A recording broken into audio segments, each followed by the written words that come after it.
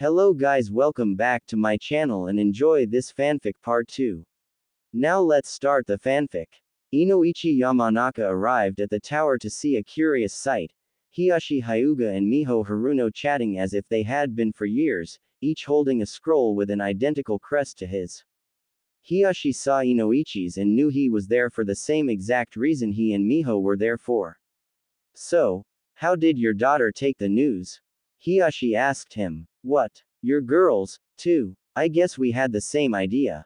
Talk about a coincidence. Miho said thoughtfully. Quite. Hiyashi commented with an eyebrow raised. Well, Ino fainted when she found out about the heritage and the marriage, but she genuinely loves the boy. She even said so before she found out. I'm just glad I won't have to hear how great that Uchiha kid is every 5 minutes.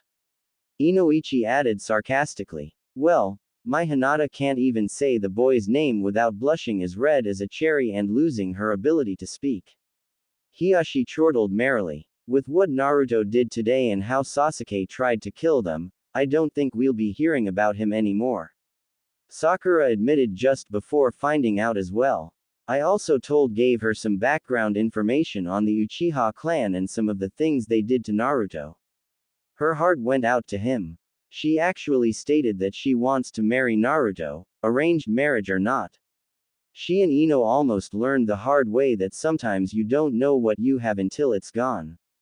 Naruto-kun's brush with death for their safety opened their eyes. I feel that boy is truly Minato reborn. Miho finished, with both fathers nodding in agreement. Miho spoke up once again. Well, gentlemen, are we going in or hanging around here all night? She asked them with a smirk. The two fathers were taken aback slightly by her saucy demeanor, but nodded and followed. The trio marched right on up to Sarutobi's office. As they entered the office, Sarutobi couldn't help but notice the strange company. Well, this is certainly a motley crew. What could bring you all here at such an hour? He asked them with a chuckle. Inoichi stepped forward, sheepishly rubbing the back of his head and chuckling. Well, you see, Hokage-sama, here's the rub. All three parents took turns explaining their reasons for wanting to follow through with the arranged marriages. Sarutobi sat in amused silence for a moment. He chuckled, then he erupted into full-blown laughter. Ha ha ha ho ho ho. He noticed the incredulous looks he was getting, so he explained. Oh, please pardon me. This is just too ironic. It's like some kind of fairy tale. Boy saves princesses, princesses fall for boy, parents of princesses arrange for marriages due to promises with boy's forgotten parents and lineage. He chuckled for a moment longer before getting back to business. They still have 4 years until this can even be, so they have time, if nothing else. But before going any further, we'll have to consult the boy's new legal guardian to help settle this. New legal guardian? Hiyashi asked, dumbfounded. Yes. He arrived just today and took down the group that attacked us almost completely on his own.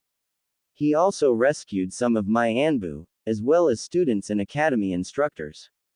He also helped save your daughter's life, Miho. He gave Naruto enough cover to get her out safely. He explained, then turned to the far corner of the room. Inu. He called out. A dog-masked Anbu appeared before him. Please fetch Ichigo Uzumaki from his hotel room for me, won't you? Hi, Hokage-sama, he said as he disappeared in a swirl of leaves. Now, we wait. Konoha Hot Springs in 2136 hours. Ichigo was near deep sleep when he heard a sharp knocking at his door. He got up grudgingly and shuffled his way to the door and opened it to see an Anbu staring back at him. Hokage-sama requests your presence in his office to help with a certain matter regarding Naruto Uzumaki. He stated. Hold up. Let me get dressed and I'll follow you. I still don't have this village down very well, yet. He yawned. Come on in and grab some coffee. It's a fresh pot and we could both use some. He added, pouring them both a mug of coffee. Thanks. I needed that, the Anbu said gratefully, sipping his coffee. Good blend. 5 minutes later, Ichigo had on his Junin vest and Hite 8 with his black overcoat. Lastly, He holstered NC Celeste and the Fang on to his back and motioned that he was ready to go. With that, both nin shunshined off to Hokage Tower. Hokage Tower 2142 hours. A red-haired woman poked her head into the office. Hokage-sama, Ichigo Uzumaki has arrived. Shana, the Hokage's secretary, stated. That was fast. Send him in, please. What's wrong, Hokage-sama? What's this about Naruto? Ah, well, you know that whole clan business we talked about earlier today. Clan Bushi. Ah, man. Ichigo whined as his head slumped. Sarutobi just chuckled at his expression. Miho, Hiashi, and Inoichi all looked like they saw a ghost. Minato. Is it really you? Hiashi gasped, looking at the tall young blonde with the broadsword on his back. Oh, I should have introduced you. This is Ichigo Uzumaki. He is the head of the newly formed Uzumaki clan. Clan head? What the hell, Ji-chan? When were you planning on telling me that? Ichigo fumed comically. Well, I sort of forgot to mention that. The old Hokage admitted with a sheepish grin. Ichigo sighed. Ah, what's done is done, so no use crying about it. Go ahead and fill me in on what's going on here. He sighed exasperatedly. Sarutobi clued him in on the whole arranged marriage situation. Lucky little turd. Ichigo muttered. I wish I had girls fying to marry me. He finished, pouting. Miho saw this and giggled. Oh, Ichigo-kun. You're still young and I'm sure you'll find a nice girl someday soon. She said to him while touching his arm, making him blush a deep red and fluster like a little boy. Oh, he is so cute. How old are you, Ichigo-kun? Well, I'm 19, turning the 20th of September 11th. Pretty young for a clan head, but we'll show you the ropes. Inoichi told his new fellow blonde, with Hiashi nodding in agreement. Sarutobi dug around in his desk. That reminds me. He says, finally pulling out a set of keys and tosses them to Ichigo. Here. Ichigo caught the keys. What are these for? They're for the Namikaze family estate. Naruto and yourself will be living there from now on. Sarutobi stated. What? He exclaimed, narrowed his eyes in an accusing glare. You've held out on me, again. Now tell me the truth. I need to know if I'm going to be of any use in protecting him. Sarutobi sighed and relented. He had a point. A damn good point. He proceeded to tell the story of Minato Namikaze and Kushina Uzumaki. Ichigo took in the story, weighing it carefully. He finally let out a tired sigh. Will you tell him? If you don't, then I will. I understand what you did was to protect him to a certain degree, but sometimes the best of intentions can do the most damage. He chided. I know. The old man said sullenly. Ichigo perked up suddenly though. Look on the bright side. I'm here now and I can protect him. At home, at school, and I can be his Junin sensei. He said in a strangely natural perky tone. Sarutobi's expression softened. Don't worry, I'll tell him. I'll do it myself. I'm practically the boy's grandfather, so it's only right. Alright, I'm holding you to that. Tomorrow, when we visit him again. Now, in the meantime, we just have to wait for my Otudo to get a clean bill of health. I think I'll spruce the place up a bit. A few dozen Kage Bunshin ought to do the trick. I think I'll head there now and get some sleep. Good night, Hokage-sama. He then turned to in-law hopefuls. Good night Yamanaka-san, Hyuga-san, Haruno-san. He said with a courteous bow to each in turn. He then left the office with a Mizu Shunshin. Hiashi was the first to comment. A very interesting young man. He really does remind me of Minato. He said with a smirk. He really doesn't think much of himself. He seems to be so nice and I think he's a very handsome young man. It's only a matter of time before the wedding bells toll of him. Whoever snags him will be one lucky girl. Miho giggled, already feeling the itch to play matchmaker.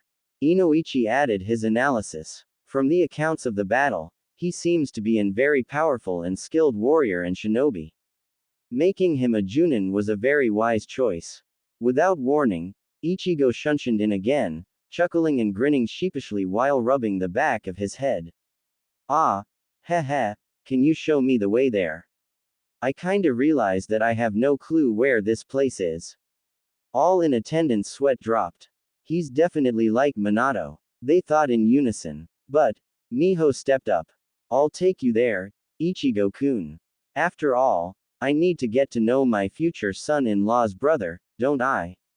She giggled as she took his arm in hers and led him to the office door. Hiashi and Inoichi stood dumbly for a moment, then went out after them. Hey, we'll go, too. Heishi said. Why yeah, give our daughters a chance, too. Inoichi shouted as they left in a hurry, leaving behind a very amused Hokage. He turned to his gazing crystal for a front row seat of the events to come. This is gonna be good. He chuckled. Namikaze House 2242 hours. The whole way to the house, Miho wouldn't let go of his arm and all three parents were talking him to death, literally. They were telling him about their daughters and their virtues. Although, it wasn't totally a bother. He got to learn quite a bit about each family. The Yamanaka clan were all mind jutsu experts. Both Inoichi and his wife, Yuka, are both retired for missions. Yuka retired altogether and Inoichi works for the torture and interrogation department. They own a flower shop, which Yuka runs full-time. Their daughter, Ino, is an avid flower lover and very talented at ikebana, as she also helps out part-time at the shop. She is a very outspoken girl, very strong-minded. But she is also fiercely protective of her friends and loyal to them. Miho Haruno lost her husband in the Kyuubi attack, but doesn't bear Naruto any ill will. She retired from ninja life when Sakura was born and opened up a bakery and coffee shop, called Haruno Ya, and she invited him for sweets and coffee anytime. Sakura also helps out at the shop, becoming quite a good baker herself. She can be stubborn, but loyal and a very sweet young lady. Hiashi Hyuga told him of the Hyuga clan and its own Kekkei Genkai, the Byakugan, and their taijutsu style, Jiyuken. Hiashi himself retired from doing missions so he could run the clan. He told him of his late wife, Hito, and how she passed away in giving birth to his second daughter, Hanabi.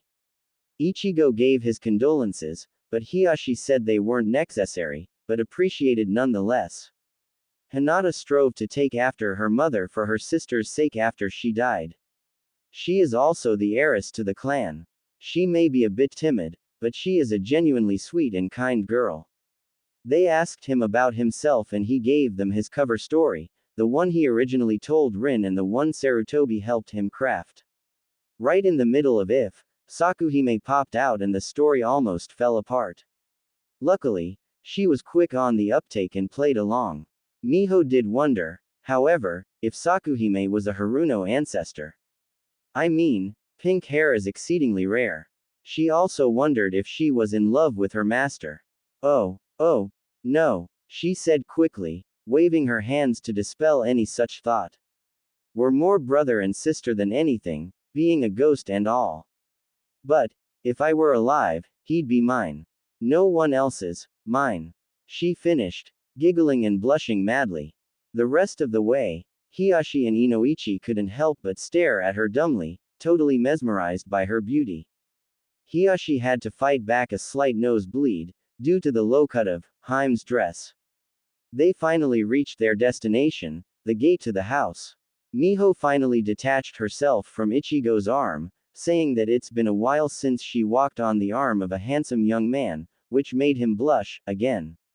It is so easy to make him blush. It is just so cute. The hopeful in-laws bid him good night and he entered the house. He found a picture of the young Yondaime Hokage and his wife. Sakuhime saw this. Wow. You and Naruto-kun really look just like him. It's no wonder why they thought that you were him at first. His wife and Naruto-kun's mother was very beautiful. She must have loved him very much. She said sadly, wiping away a ghostly tear. Yeah, at least, he'll know who his parents were tomorrow and what they looked like. Better off than me, I suppose. He grinned sadly, setting the picture back down where he got it. He went to pick out a room and get some sleep. He's gonna need it. Time skip. April 26, Uzumaki Residence 0530 hours. Ichigo groggily got up from bed and got ready for his first day of teaching. In his half-asleep days, his mind wandered back over the past 2 weeks. Naruto was told by the Sandaime about his true heritage. He took it fairly well, until he fainted. After coming to, he was told about the new house and how all his stuff was already moved in by his new brother. The two of them hit it off spectacularly, acting like old friends, just what Sarutobi was hoping for. The girls visited whenever they could and he got visits from other classmates as well, minus the Uchiha fan club who were now dubbed the Uchiha Tards, and Sasuke himself, until he was let out after a few days. The girls have settled into a friendly rivalry over Naruto, while remaining friends. They each agreed that whoever Naruto chose, they would support it. Until then, they had 4 years to wait, so they decided to be his friend first. All three parents were pleasantly surprised of their daughter's maturity and at how well Naruto handled it. He didn't want others to know about his heritage because he wanted to get people to respect him on his own. This made his stock rise with the Shinobi Council, the parents and the girls. Rin and Ichigo decided to take it slowly with the budding relationship. The first official date went beautifully. A slightly jealous guy challenged him to a contest of youthfulness for her hand, but that idea was quickly quashed by Rin stating that she chose Ichigo and that was that. He relented and called him his new rival. Kakashi took the news fairly well. He realized that he had years to ask her out, but he didn't and only had himself to blame. No thanks to the civilian council and 2 of the 3 elders, Sasuke didn't even get a slap on the wrist. Most commended him for punishing the demon. They also called for an inquiry on Ichigo, despite his actions in thwarting the attack and saving many lives and a few Anbu. The inquiry was shot down by the Shinobi Council, who were outraged that the Uchiha didn't even get punished for almost killing 4 people out of spite and pettiness, including 2 clan heiresses. The Shinobi Council welcomed Ichigo as the Uzumaki clan head with open arms, while Inoichi and Hiyashi were showing him the ins and outs of politics within the village. Sume Inuzuka actually tried to fix up Ichigo with her 17-year-old daughter, a chunin named Hana. He was honestly flattered by the proposal, but he kinda let slip that he and Rin were already seeing each other. She wasn't mad, but instead congratulated him on being a quick worker. Dinner at each potential in-laws was interesting, to say the least. Dinner at the Hyuga compound was a pretty formal affair, actually forcing the guys to get all gussied up. They managed to at least look passable thanks to Rin and a fellow nurse who also liked treating Naruto. Coincidentally, she's also a Hyuga, named Irie, so she was there to help the boys out. Formal dining was never really a strong suit for either Uzumaki, so some faux pas were bound to be made. All in all, the dinner was a surprising success, thanks to Irie. Hinata was quite the hostess, a gentle and polite young lady. She ever managed to control her stuttering. Although, she still couldn't look at Naruto without blushing madly. Next was dinner with Miho Haruno. This time, Ichigo insisted on taking them out. He took them to the same restaurant he and Rin had their first date in. The dinner went fine, until a couple of villagers got uppity with Naruto, which resulted in a mother-daughter knockout punch combo. Needless to say, said villagers were going to need some serious dental work. Ichigo was more than impressed, bordering on frightened, with the mother-daughter duo. Whoa, a nice dinner ending in a brawl. I won't deny how cool that was and that jackass had it coming. Mrs. Haruno regarded it as probably one of the best dates ever, with Sakura feeling refreshed, having let out some pent-up frustration that almost made her seek out Sasuke or any of his fangirls, just to beat the living crap out of them. Last, but not least, dinner at the Yamanakas. Inoichi's wife took a shine to the older Uzumaki almost instantly. She also liked their bashful nature and how easily he flushed, which reminded her of a younger Minato. She was also a little surprised with their massive appetites, but just chalked it up to the healthy appetites of growing boys.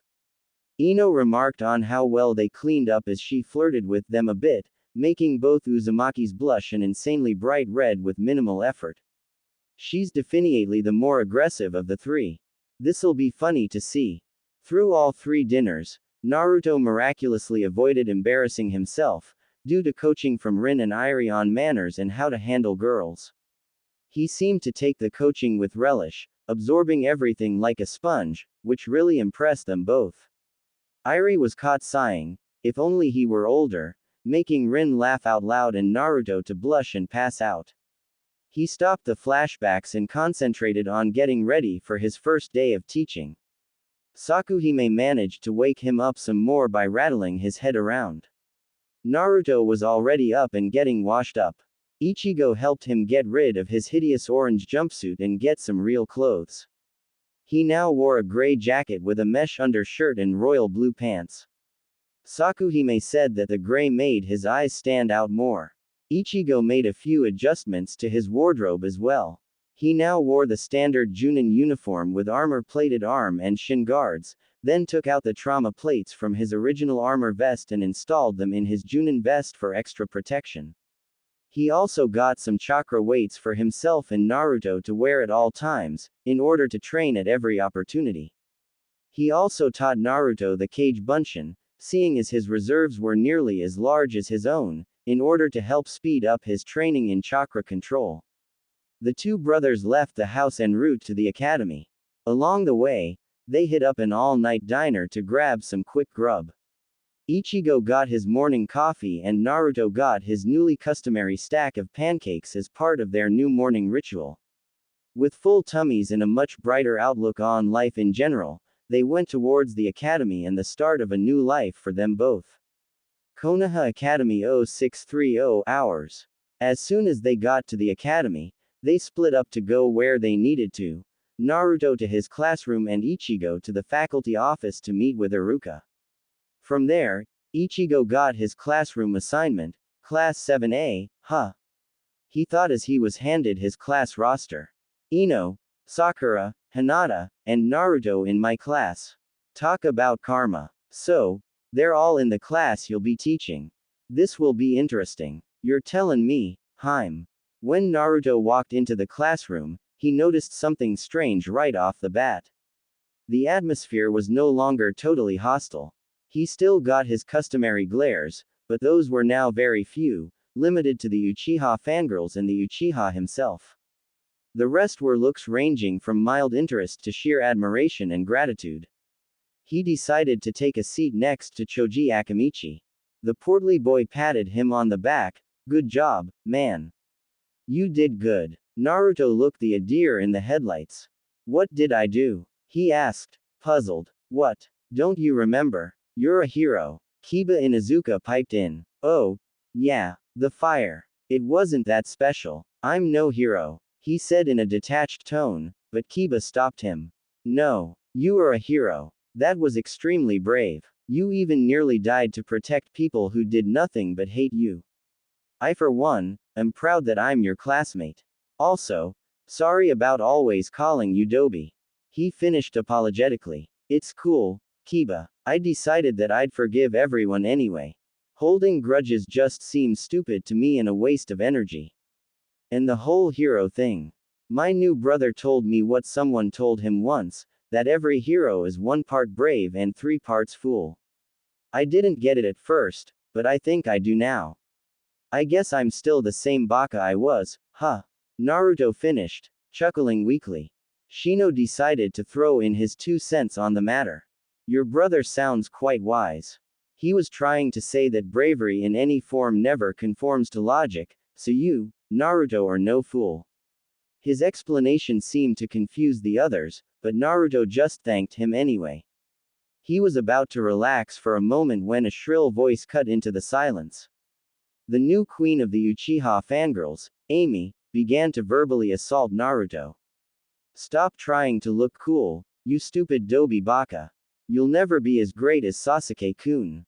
You should have just laid there and died like a good little baka. Good God, were we really that bad? I feel kinda sick just feeling reminded of our fangirl days, don't you, Sakura? Ino quipped from the doorway of the classroom. Sakura walked right into the room.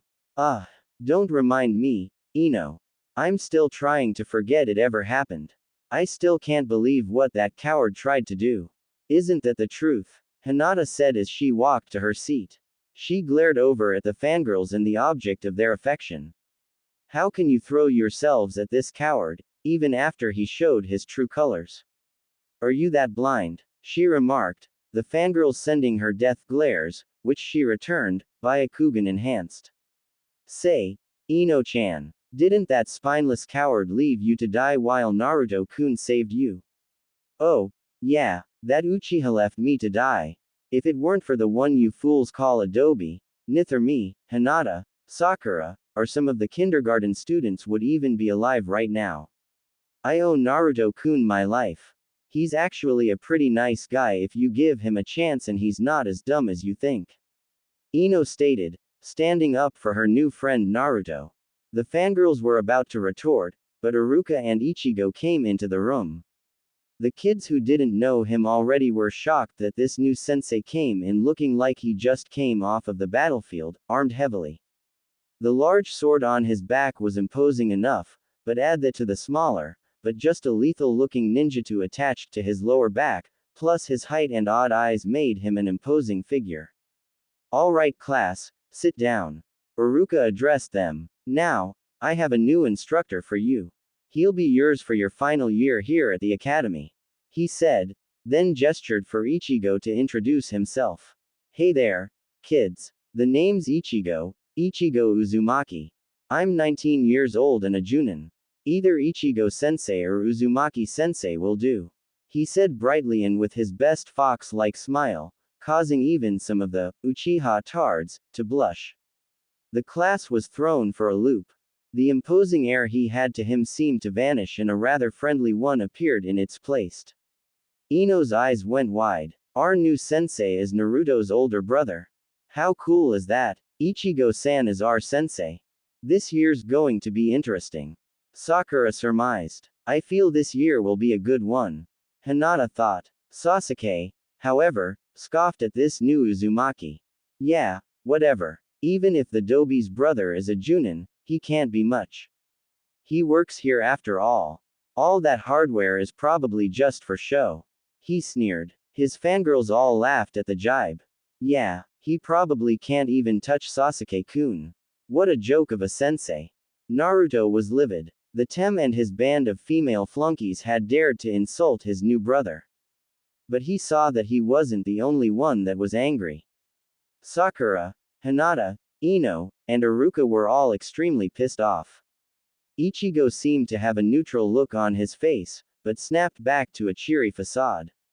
Ah, the infamous fangirls, the biggest liability there is.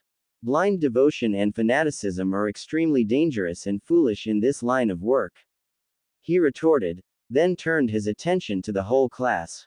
Okay class. Since the weather is kinda nice today, our first lesson's gonna be outside this morning. So, if you'll follow me to the sparring grounds, please. He asked cordially as he performed a Mizu Shunshin, disappearing in a column of water and leaving behind a stunned class. Iruka simply called out, okay class. You heard him, let's go. The class got up to go down to the sparring grounds as ordered. Naruto was using every bit of willpower he had to suppress his laughter, as he knew about the kicking the stuck-up Uchiha was about to receive. He told the girls, Kiba, and Choji about what was to come, though. After all, this was too good to miss. Konoha Academy sparring grounds. The class plus some instructors in a class arrived at the sparring grounds to see Ichigo-sensei already there, relaxing in the shade of a nearby tree. He looked up to see them coming.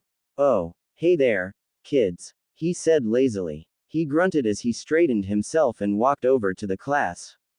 Now, I believe Emo Boy here had some choice words about the teaching staff here. Well, here's the rub, kid. He stated as he unsheathed the holy blade and the fang and plunged them into the ground, creating a small crater where the larger sword impacted. You use anything you want and I'll only use my right hand. He said plainly. Sakuhime popped out to see what was going on. Master, go easy on him. She warned in a sing-song voice. Ah, come on, Haim. I am going easy. Besides, this is my class now. Ichigo said as he fixed the Uchiha with a cold glare. Sakuhime's appearance provoked a mixed reaction in the crowd. The men and boys thought she was hot. The girls, for the most part, thought that she was beautiful. Said beautiful girl noticed Hinata, Ino, and Sakura. Oh, girls. How are you today? The ghostly girl asked. Sakura looked over at her and exclaimed, Haim. It's so good to see you. All three girls had become fast friends with the friendly semi-solid girl. Due to her personality, she was able to befriend damn near everyone. Naruto-kun, Yuhu, she called out in a sing-song voice. He blushed, but called back to her. Good morning, Haim Nichan. He stammered out. They all made small talk until Ichigo told Sasuke to begin. Sasuke was beginning to get enraged at how Ichigo wasn't even blocking and only made minor movements to avoid his blows. His movements seemed to resemble water conforming to the jar it was contained in, with fluidity and grace. His lack of counterattacks only served to infuriate the Uchiha even further. You let your hate and rage control you. It weakens you, leaves you open and vulnerable. You have some solid skill, but you cheapen yourself with your arrogance and callousness. If you can't correct this, you should quit being a ninja. Boy, I know the Uchiha massacre. But guess what? I've seen and experienced far worse. That Dobi, as you call him, has been alone his whole life. An orphan from birth and hated just for being born the day the Kyuubi attacked and having his whisker-like birthmarks. He had been beaten, stabbed, starved, and God only knows what else. All the while, you've soaking up sympathy, basking in your role as the tragic and heroic survivor. Ichigo told him calmly as he danced in and out of Sasuke's attacks. Sasuke's rage boiled over. Shut up, shut up, shut up. How dare an idiot like you lecture me, an Uchiha? You could never understand my pain. Low-born common trash like you and that Dobi you call a brother should be groveling at my feet, satisfied to merely be in my presence. He screamed at the top of his lungs. He then raced through hand seals. Kaden. Goukakyu no Jutsu. Ichigo sighed and let the fireball hit him as the students gasped in horror as the flames enveloped him. The fire dissipated to reveal Ichigo holding a hand in front of him, totally unharmed and glowing a gentle blue. He flickered out and a split second later, he reappeared with his right fist sunk into Sasuke's stomach, lifting him off the ground with it and holding him there. You think this is pain? Ichigo started softly, but his rage took over in his voice. You try being raised and programmed into a living weapon when you barely learn to walk. You try being viewed as an abomination, just for being what you were created and trained to be. If it weren't for my sensei and Sakuhime, I would have been a mass-murdering psychopath years ago. I saw the girl I loved, more than life itself, die in front of me. Don't ever think you can talk to Naruto or myself about pain, you insignificant little worm. Did it feel good, you weakling? Picking on those weaker than yourself. How about attacking somebody who was unconscious and helpless? You are nothing but a goddamned coward. Ichigo roared in fury as he viciously drove the wannabe Avenger into the ground with his fist, leaving him out cold. Sakura stood rooted to her spot, terrified. Haim, is this true, about Ichigo-sensei? She asked once her voice obeyed her again. The ghost girl sighed sadly and replied. Yes, it is all true. But this is only the very tip of all he has been through in his life. If I were a human, the things he has seen and faced down would give me nightmares for all eternity. He has fought his way through hell and back again. The only two people who showed him kindness died during a battle. The girl he mentioned was very kind and gentle. She loved him, and he her. But sadly, she was killed in front of him and to this day, he curses himself for his weakness. He never gives himself any credit. His inner strength is unimaginable. His soul is practically made of diamond and his heart lined with steel. He is truly the strongest, but also the kindest man I have ever known. I will always stay by his side. My master is just like Naruto-kun, a forsaken hero. Shunned and hated by those he protected. She finished, sobbing softly. The students were shocked beyond words. Suddenly, Ichigo exploded into a puddle of water and Ichigo appeared in another column of water. Uruka exclaimed out loud, "Amizu Bunshin. I'm Ichigo Uzumaki. I will be your sensei for this year." He told them in a booming, commanding voice. What you just witnessed was my first lesson, humility. This boy thought himself better than everyone else solely due to his clan. He learned the hard way, but it could have been far worse. The Mizu Bunshin only has 1/10 of my total strength. It barely even gave an effort and still took him down. This goes to show you that you should never underestimate your enemy. We are your instructors for a reason. We have real field experience. Also, blind faith and fanaticism is another surefire killer out there. Being a shinobi is not a game, kids. He stopped for a moment to take a breath, but was interrupted by the fan club. How dare you do that to Sasuke-kun, you monster. You cheated to win, otherwise Sasuke-kun would have kicked your. Amy screeched out, with the other remaining fangirls clamoring in agreement. A lazy voice drawled out, "Hey, morons. Pipe down, shut up, and listen up. Don't you idiots get it? He just told everyone that overconfidence and blind devotion will get you killed. I actually paid attention to the fight with him and the missing nins. They were all B rank and up. He killed them all, in less than 5 minutes. That wasn't a fight, it was a slaughter. Are you really dumb enough to think that your precious Sasuke could stand a chance against a shinobi that powerful, someone who might even be as strong as the Sannin, or at least S rank? He used a jutsu that actually gave Sasuke a handicap, and he still got his kicked. I think it's safe to say that Ichigo-sensei knows what he's doing and what he's talking about."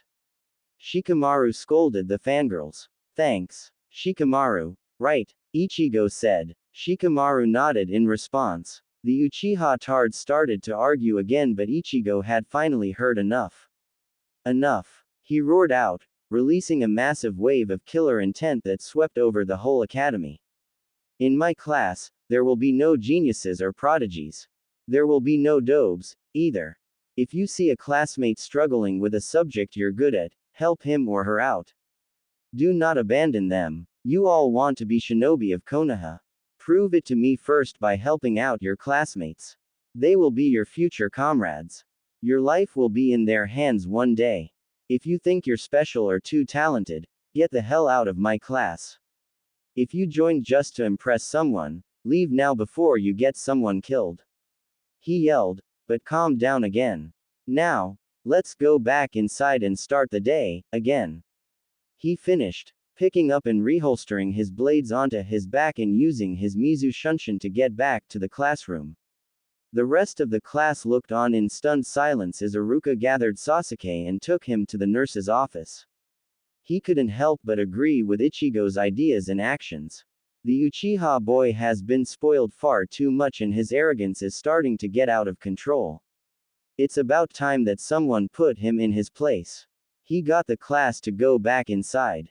Konoha Academy. Lunch period.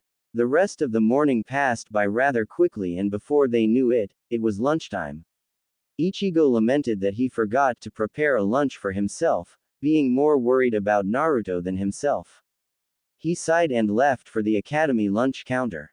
"One tonkatsu bento, please," he asked the lunch lady. She handed him the lunch and he looked for a place to eat. Iruka got his attention and motioned him over to eat with him and a female instructor. She had very peculiar eyes, they were crimson. She spoke up. "You must be the new teacher that Iruka told me about."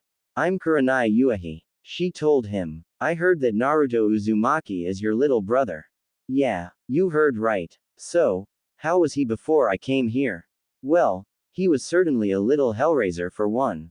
The crimson-eyed instructor chuckled, but continued. "But his knack for pranks makes him a genius at making traps, which is one of the things that I teach. But underneath his exterior, he's actually a real sweetheart. He always tried to help the other students, but always got shunned. It's quite sad. I know about his condition, but all I see is a boy who needs attention and affection. Kurenai stated. I agree with you there. He's just misunderstood. I was an orphan myself, you know. I was the same way. Uruka mused out loud. Ichigo sighed deeply. Well, let's see how this year treats him, he said as he finished his bento in record time, causing the other two teachers to blink in surprise. Ah, that was a good snack. I'll be heading back to the classroom now, Yane. He added over his shoulder as he went back to the room. So, Kurenai, what's your impression of him? Uruka asked. He seems likable and easy to talk to. I heard about the way he handled the Uchiha and his speech to his class. That's not going to win him many friends on the staff, but he's got my seal of approval. I can't stand how the other instructors allow that Uchiha brat to walk all over them. I'm glad he has some dignity and pride in his job. That speech of his was actually kind of inspiring. He wants to treat each student equally and try not to leave any behind. He also wants them to help each other out, like a sort of teamwork exercise. It's simple, but smart. Overall, I like this guy, Kurenai said as she turned back to her lunch. Meanwhile, in the academy courtyard, Naruto sat underneath the maple tree in the courtyard, thinking about all that's happened in the past 2 weeks. Man, the past 2 weeks have been crazy. My whole world got turned upside down, but it got better. I have family now, an older brother. Someone to look up to.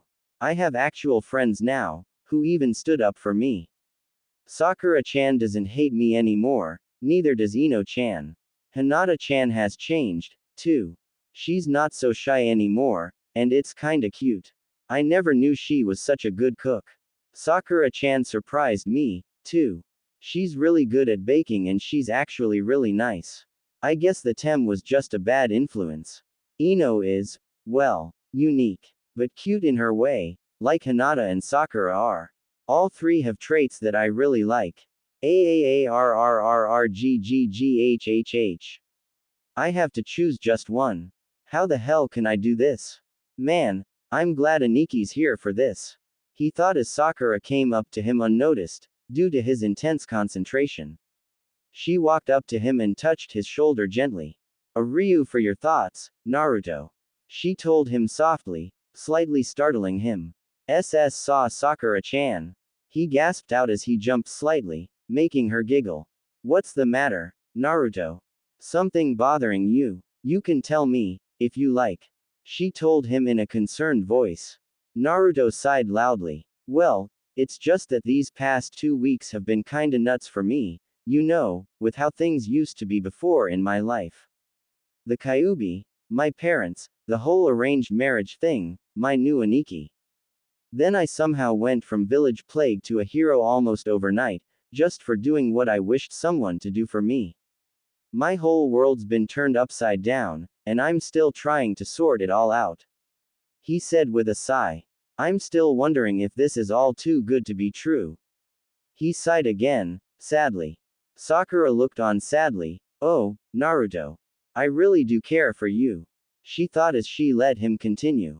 Aniki is really pretty cool and I like him already. I've only known him for a couple weeks, and I feel like I've known him all my life. He's a lot like me. His partner, Sakuhime, is really nice, too. She treats me like her kid brother, which is kinda weird coming from a ghost, or whatever she is. He finished. Sakura giggled at his puzzled look. Sounds like a nice family. Strange, but nice. Ino and Hinata spotted the two sitting there under the maple tree chatting and joined them. Hey, Sakura, don't hog him all for yourself. Ino said playfully, ending with a giggle that made Naruto nearly pass out from too much blood to his head. All three girls found his reaction cute. Hinata recovered first and spoke up. I brought an extra large bento for all of us to share. She told them as she pulled out one of the biggest bentos they had ever seen. With a quick thanks, the group quickly dug into the food, truly enraptured by the pale-eyed girl's cooking. During their meal they received some nasty glares from Sasuke's devotees and the jerk himself, but paid them no mind. Just after they cleaned up from lunch, the bell rang to signal the end of the break, and all the students filed back into the classroom. Back inside the classroom, Ichigo waited patiently as his class got seated to get started. For 2 hours, he worked with them on ninjutsu, the henge, more specifically. He saw some pretty funny attempts at the students transforming into him. After that, it was time for sparring practice. He led them to the sparring grounds. He divided up the class into pairs and set them to work. The girls all found themselves against a fangirl. The girls found that 2 other girls in the class had come to their senses. Haruka and Kasumi were their names. They all flattened their opponents. With the boys, however, Sasuke had quickly and brutally taken down his partner. "I want the dobi," he said with a smirk and a matching sneer. Ichigo spoke up. "Ah, no. For the first week back, Naruto's under doctor's orders to not have physical training of any type, or he'll reopen his wounds again. Hence why he's over by the tree practic NG chakra control. If I let him break that order, Rin's gonna kill me." He finished with a shudder. Sasuke scoffed. "Some sensei. Scared of a woman. How pathetic. No wonder you teach here." Ino got pissed at his comment. "Hey dumbass, did sensei give you brain damage earlier or something? I saw the whole battle that day. Sensei's AS class nin at least. He just likes teaching." Hinata added to the defense of their new sensei. "He might even be able to take on your brother, Sasuke. Maybe even kill him," she said, but got cut off. "Shut up, you stupid Hyuga wench. No one can kill an Uchiha but an Uchiha." He roared in fury as he bore down on Hinata. Quicker than an eye blink, Ichigo took him down, pinning him to the ground by his throat. "You might want to cool the attitude, boy. One day, that ego of yours will run away with your head," he told Sasuke in a cold, venomous tone before pulling a 180 back into his cheerful side. Choji stepped up to Sasuke. "I'll take you on, Uchiha," he said with a scowl. "Fine, fat ass. Let's go," Sasuke taunted. Little did he know that taunting Choji about his weight or size was like signing your own death warrant. "Buben Baika no Jutsu," roared Choji, as his hands and arms expanded to enormous size. He swiped with his left to make Sasuke jump straight up to dodge and had his right come right down on him, flattening him like a pancake. "I am not fat," he bellowed as he began his rant on the virtues of the chubbies. The 2 other girls mentioned earlier made their way over to Naruto. They had seen who and what the former object of their affections for what his truly is, and as a result, they found him lacking in all the areas that count the most. They just hoped that Naruto would forgive them for all the things they did to him as fangirls. They were in the crowd of girls that saw Sasuke beat the crap out of Naruto for no reason. Their guilt only increased when they saw Naruto carry people out of the building, still badly hurt. When they saw Naruto nearly die in front of them, it broke their hearts. They saw him as a hero after that. Kasumi slowly walked up to him, Haruka trailing slightly behind her. Kasumi gathered up her nerves and spoke. Naruto-san. We want to say we're sorry. We're sorry for all the things we've said and done to you over our time in the academy. I know we probably don't deserve it, but can you forgive us? If you don't, I understand. She told him, tears starting to leak out slowly. He looked into her brown eyes with his own blue ones, and found her to be honest. He breathed deeply and let it out, giving them both a warm, comforting smile. I forgive you, he told them gently as he passed them to head back to the rest of the class. The 2 girls broke down in relief, holding each other tightly while crying. Thank you, Naruto. Thank you so much. The bell to end the school day rung and everyone headed for home. The brothers Uzumaki also headed home from the first day of their new lives. A full year had come and gone very quickly since Ichigo arrived in Naruto's life. Naruto's grades had shown massive, even miraculous improvement over the school year. He and Sasuke were now in a dead heat for Rookie of the Year, and he trained under Ichigo at every chance they got. He managed to get Ichigo to teach him the Kage Bunshin, which helped him learn even faster than ever before. He even started to learn Kenjutsu 6 months ago. He'll never live down the time he tried to lift Sakuhime, only to rip his pants and nearly crap in them in the process. Ichigo ended up custom ordering him a smaller version on her for him to learn with, as well as other types of previously unknown swords and blades. Mr. Higurashi, the weaponsmith, took up the challenge with gusto and created whole line of near masterpieces. Fencing ippis, rapiers and espada roperas, normal katanas, short and long swords, sabers, and more. Naruto was learning to wield them all, slowly and painfully, but learning. Higurashi's daughter, Tenten, who was already a kunoichi, was intrigued by these new blades and the styles which they required to use them, so Naruto got a sparring partner, who also became a good friend. The class had grown attached to Ichigo as a sensei, citing that he shows how things are done rather than just explaining. His class's grade averages were some of the highest in 30 years. His explanations are to the point and his direct methods of dealing with trouble earned him the respect of some of the teaching staff. He even sponsored Kurenai in the Junin exams, which she passed. Just 1 week before the Genin exams, Ichigo stopped teaching, but told his class that where he was going was a surprise and they would find out when they graduated. During his tenure, he also took on missions to build a record and reputation. He became known as Konoha's Angel of Death, due to his ferocity in combat, and the Sword Sage, due to his growing reputation as a swordmaster and the exotic blades and sword styles he used in combat. He also made the acquaintance of one Anko Mitarashi. When she heard that he was seeing Rin and was Naruto's new big brother, she all but welcomed him as a part of her family as her younger brother, like Naruto, dubbing him Iken affectionately. He got used to it and started calling her Anko Nichan after Sarutobi told him of the role she played in Naruto's life. Sarutobi heard them call each those names and smiled, knowing that the fledgling Uzumaki family had grown a bit more. Ichigo and Rin were still going steady, going on dates almost weekly. Guy found them on a date once again and challenged Ichigo to a duel of youthfulness for Rin's hand, but she quickly quelled that idea. She told him firmly that she is seeing Ichigo and that nothing would convince her otherwise. He backed off, and Guy and Ichigo eventually became friends, in Guy's eyes, eternal rivals.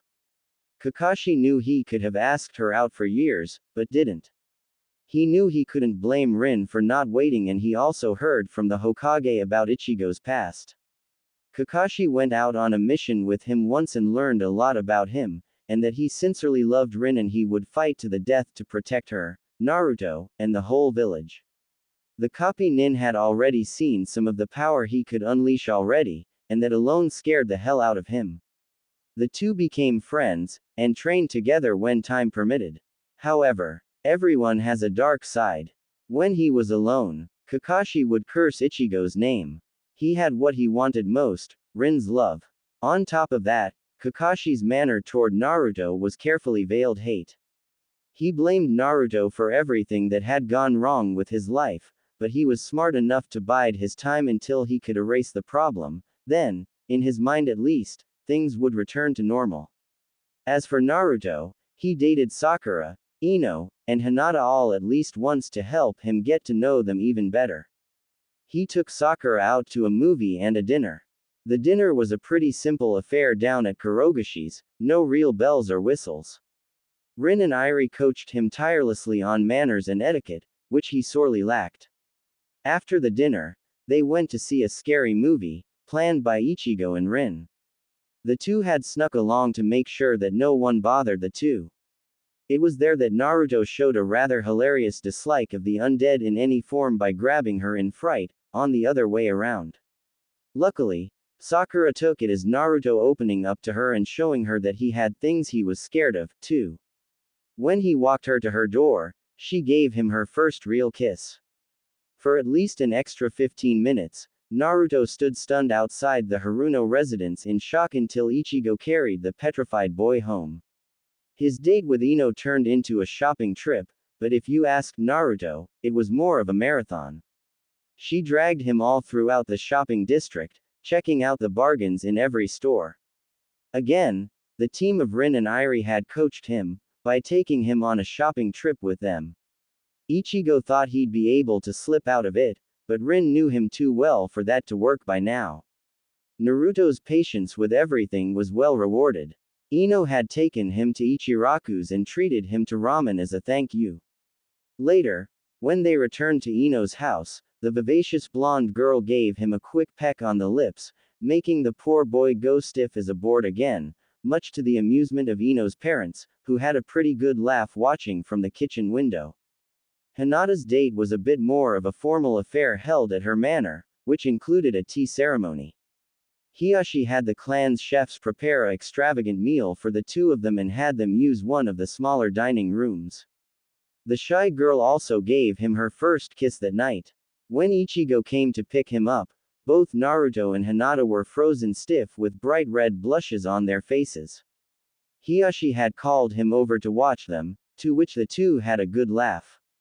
After they were done, they carted off their respective charges and bid each other good night. Despite the race to win his heart, the girls all remained friendly with each other, even sharing info on him to use on future dates. Ino and Sakura remembered the pain that fighting over Sasuke had caused and never wanted to lose each other again. Hinata also remembered that, and had no intention of losing her first female friends. Naruto woke up and realized that Ichigo had already left for the day. He made himself some breakfast and headed out for the academy. Konoha Academy 0730 hours. Everyone in the class had already been seated in order to start on the exams. Naruto had managed to pass the ninjutsu portion with the Kage Bunshin. Sasuke scoffed until all three clones high-fived each other, showing that they were real clones, not just illusions. His scores at the target range were also good. Now, it was down to the taijutsu portion of the test. It was basically set up tournament style, with boys and girls in separate divisions. The class was surprised to see Ichigo-sensei among the Junin on the bleachers, along with Kurenai-sensei. Hinata easily won in her division, with Sakura as a surprising second. She used a smoke bomb to an Bunshin to get Ino to fire her Shintention at the wrong target. However, she was no match for Hinata in pure taijutsu, who pretty much hung her out to dry. She idly commented that facing her in straight taijutsu was like eating soup with chopsticks. The boys' fights were pretty interesting. Naruto released his weights and he was all over the battlefield. Thanks to the weight training, he was much faster and stronger than before, running rings around most opponents. His fights were a stark contrast to Sasuke's, who just took out his opponents with the same single blow, every time. Finally, the final match for the boys rolled around. Naruto vs.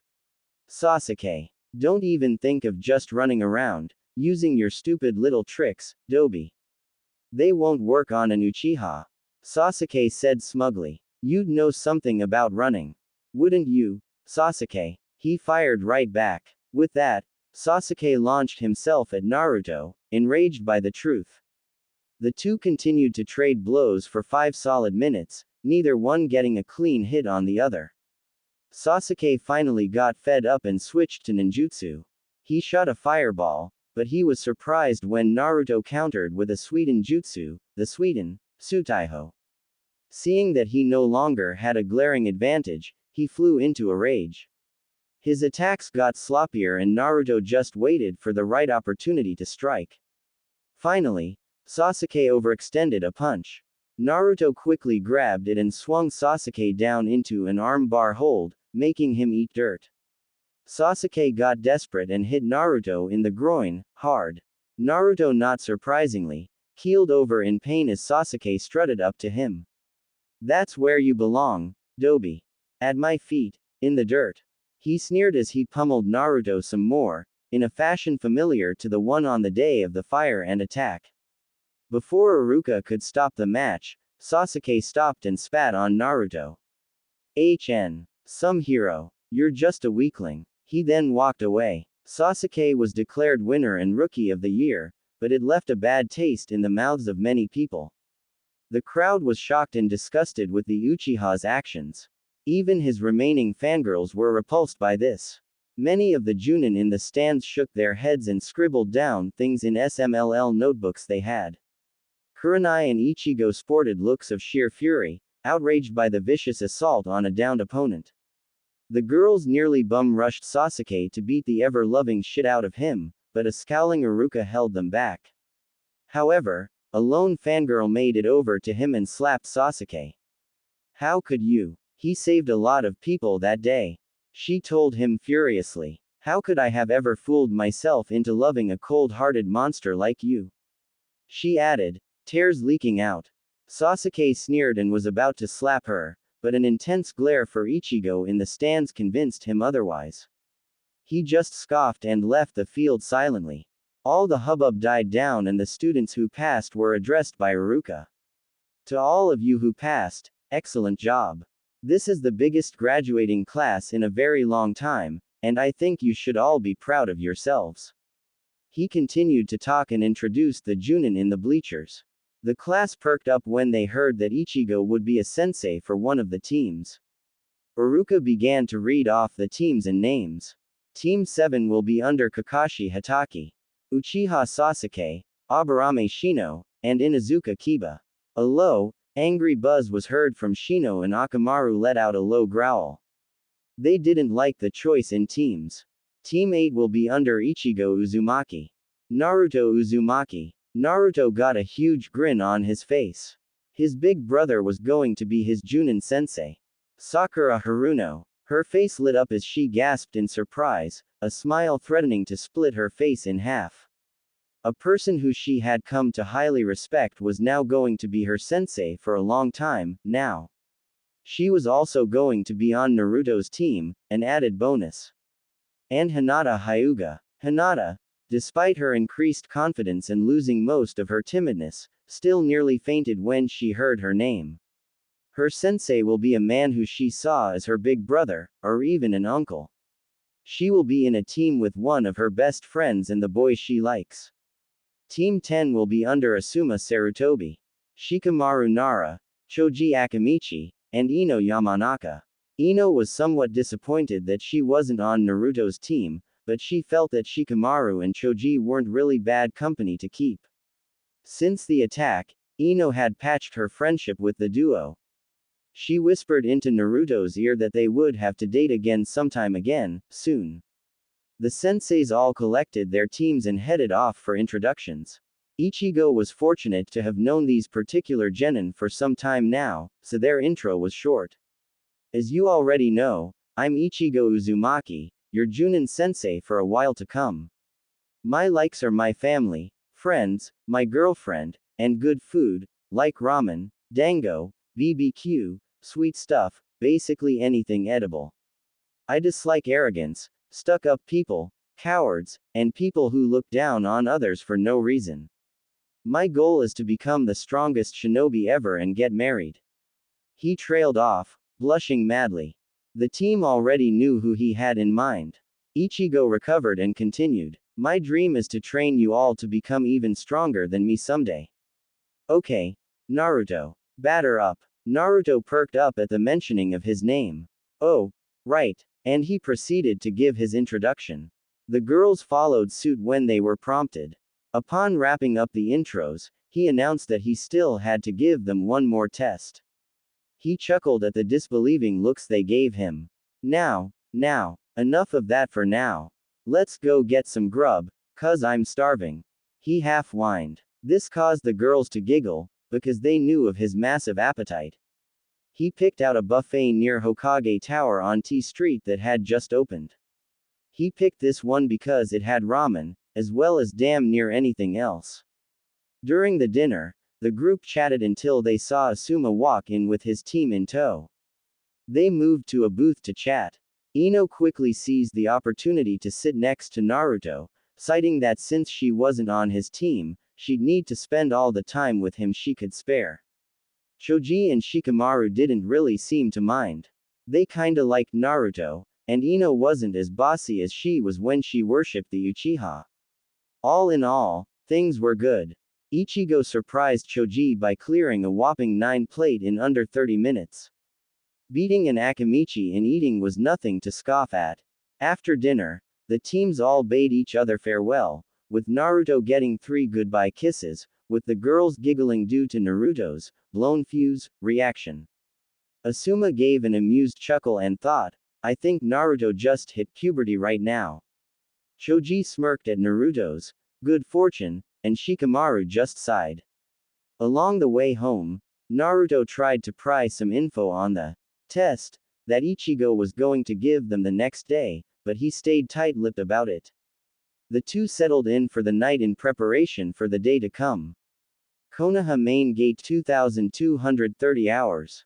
As most of Konoha slept, a lone figure steadily made her way toward the gates.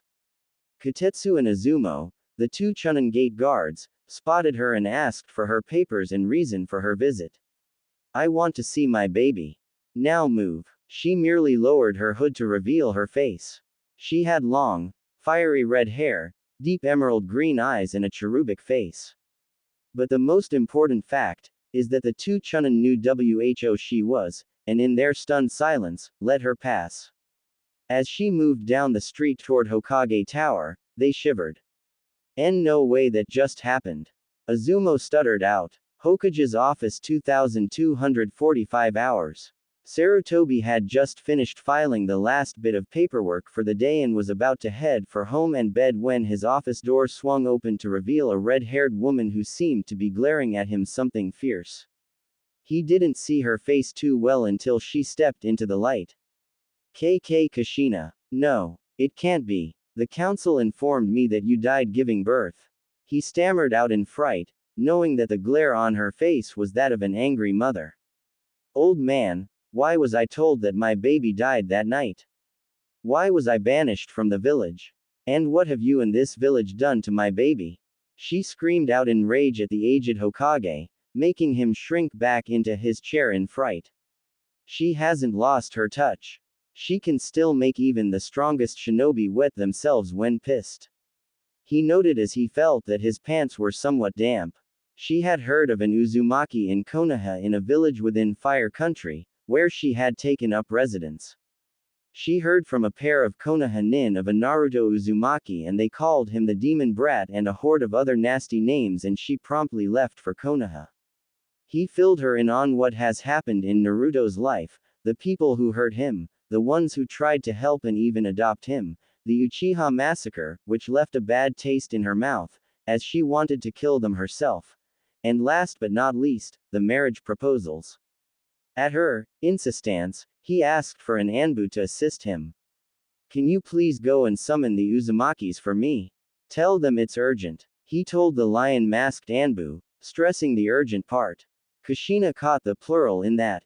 Uzumakis. Old man, what the hell is Goemji on here? Please, calm yourself. You will see in due time. 5 minutes later, a column of water appeared in front of Kushina. It fell away to reveal two young blondes, one tall and one short. She looked at the smaller blonde first.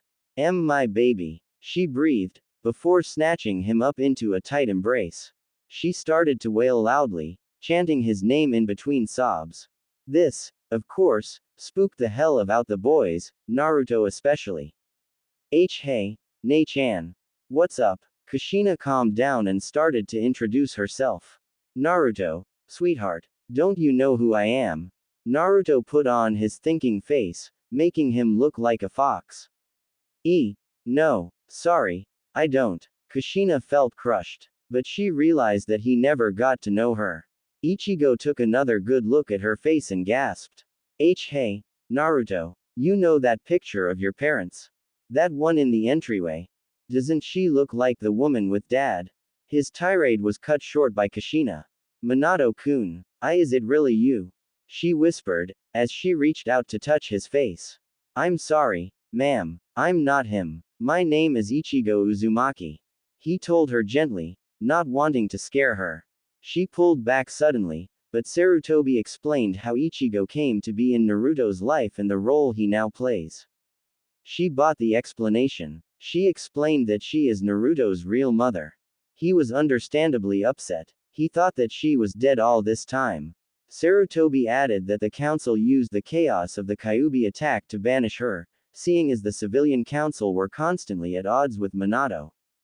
Fugaku Uchiha had a hand in it, too. Naruto apologized for getting mad at her, and called her mom. After a moment of embraces, she told Ichigo that he is now considered by her to be her son, as well. He rather liked the idea of having a mom, and Ichigo was more than happy to hand over the reins of the clan to Kushina, as he thought that politics weren't really his cup of tea. She was getting giddy at the thought of all the shocked faces that would be in the council room in the morning. She also ribbed both of her boys on getting girls. She was shocked to find out who Ichigo's girlfriend was. Rin-chan, she's your sweetheart, she exclaimed. Yeah, Mom. She is. His sweat dropped. She noticed the defensive look on his face and told him that she more than approves of her and complimented him on his good taste. She also expected grandbabies in the near future from him. After an hour of talking, the Uzumaki family walked home, still chatting on different things. She had learned that Naruto was the prize in a three-way race to the wedding altar for 3 girls, and she couldn't be happier with who the girls were. All 3 were the daughters of family friends. She was now even more excited to go to the meeting in the morning.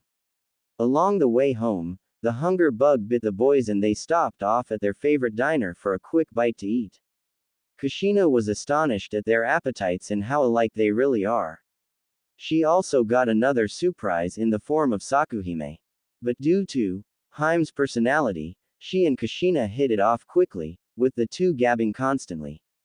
After the Munchie run, they all returned home. Kushina got her old room back, and they settled down to sleep for the important meeting the next morning. Shinobi Council Chamber, Hokage Tower, April 13, 0930 hours. Ichigo and Naruto were en route to the council chambers with their newly returned mother. They mused silently as they recalled the chain of events that happened when they woke up. Both boys were awakened by the wonderful aroma of breakfast being cooked.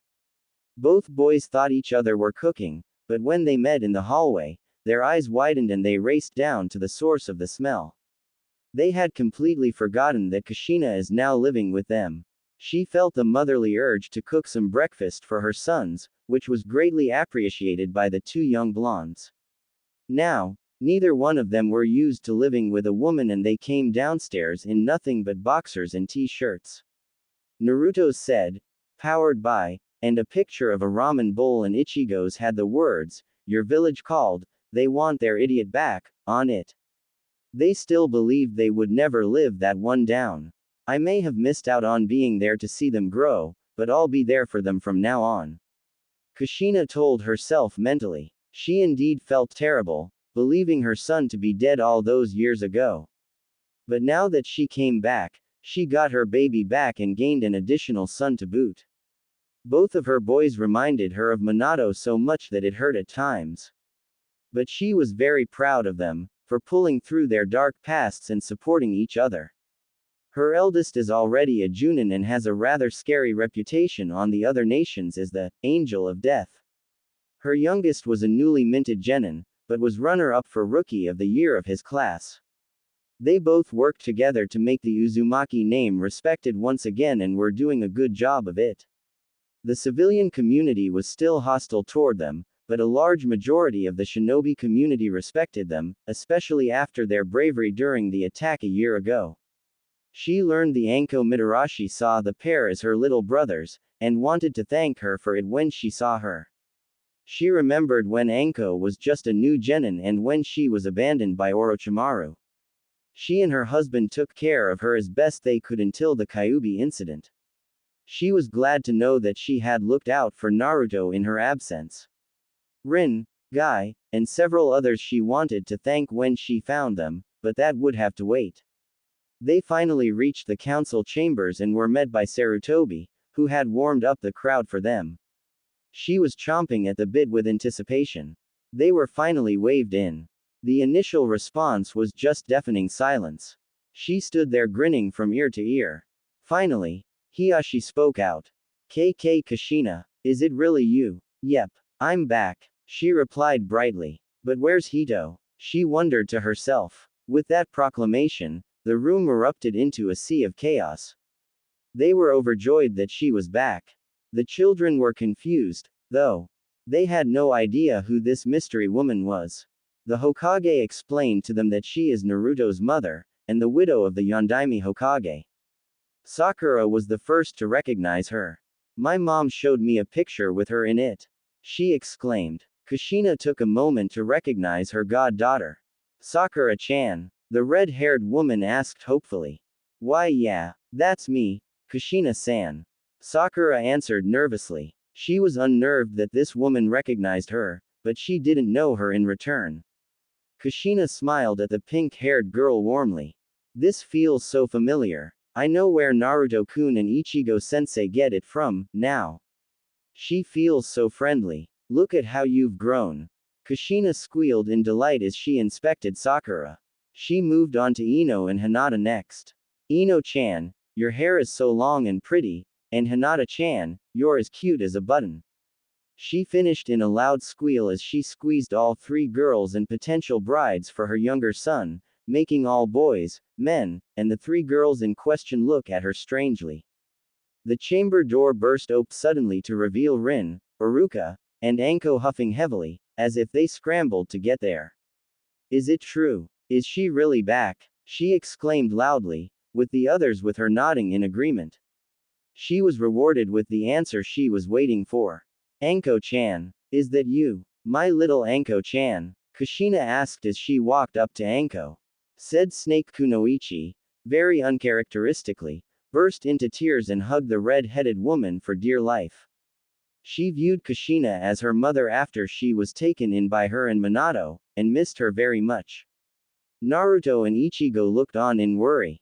Nei-chan, are you okay? Ichigo asked. Anko composed herself and faced her brothers. I'm fine. This is finally a real family. My greatest dream come true. She told them as she dried her eyes. Rin was next. They just couldn't believe what they were seeing. Kushina just strolled up to Rin and placed her hands on her shoulders. I'm looking forward to some beautiful grandbabies someday. The female Uzumaki chirped as she went on to asking about wedding plans and the like. Next up was Iruka, who she remembered as a perpetually shy boy, at least around her. Thank you for helping out my son, Iruka-kun. Kushina told him softly. Oh, why you're welcome, Kushina-san. He stammered out. Unknown to everyone, he used to have a monster crush on the red-haired woman when he was a Naruto's age. Ichigo noticed Iruka's oddities. Hey, Iruka. Geez, man, what's wrong with you? Nothing. He answered suddenly, but blushing furiously. She moved over to Hiyashi and found out what happened to her friend Hito. I'm sorry. She died 7 years ago. She was sick, but still gave birth to my youngest daughter, Hanabi. I still miss her so much. The normally stoic Hyuga leader choked out as he struggled to regain himself. Her talk with Miho Haruno went over in a similar fashion as with Hiyashi. She learned that her husband Shiro had died in the course of the fighting that night. Kushina was struggling to come to terms with the loss of some of her best friends. She also was utilizing every bit of self-control that she had to not eradicate the civilian council that night for what they did to her and her babies, yes. She considers Ichigo to be one of her babies, too, until she was enveloped in an embrace by her sons, which had calmed her considerably. The rest of the meeting went well enough, with the rest of the clan heads getting their greetings and welcome backs in. Within the hour, the room thinned out, leaving the Uzumaki family alone with the Hokage. So boys, how does it feel to have your mother back? He asked them. I'm not sure yet. But it's nice to have her there. Someone to come home to be there for us. I can't even begin to describe how good that feels.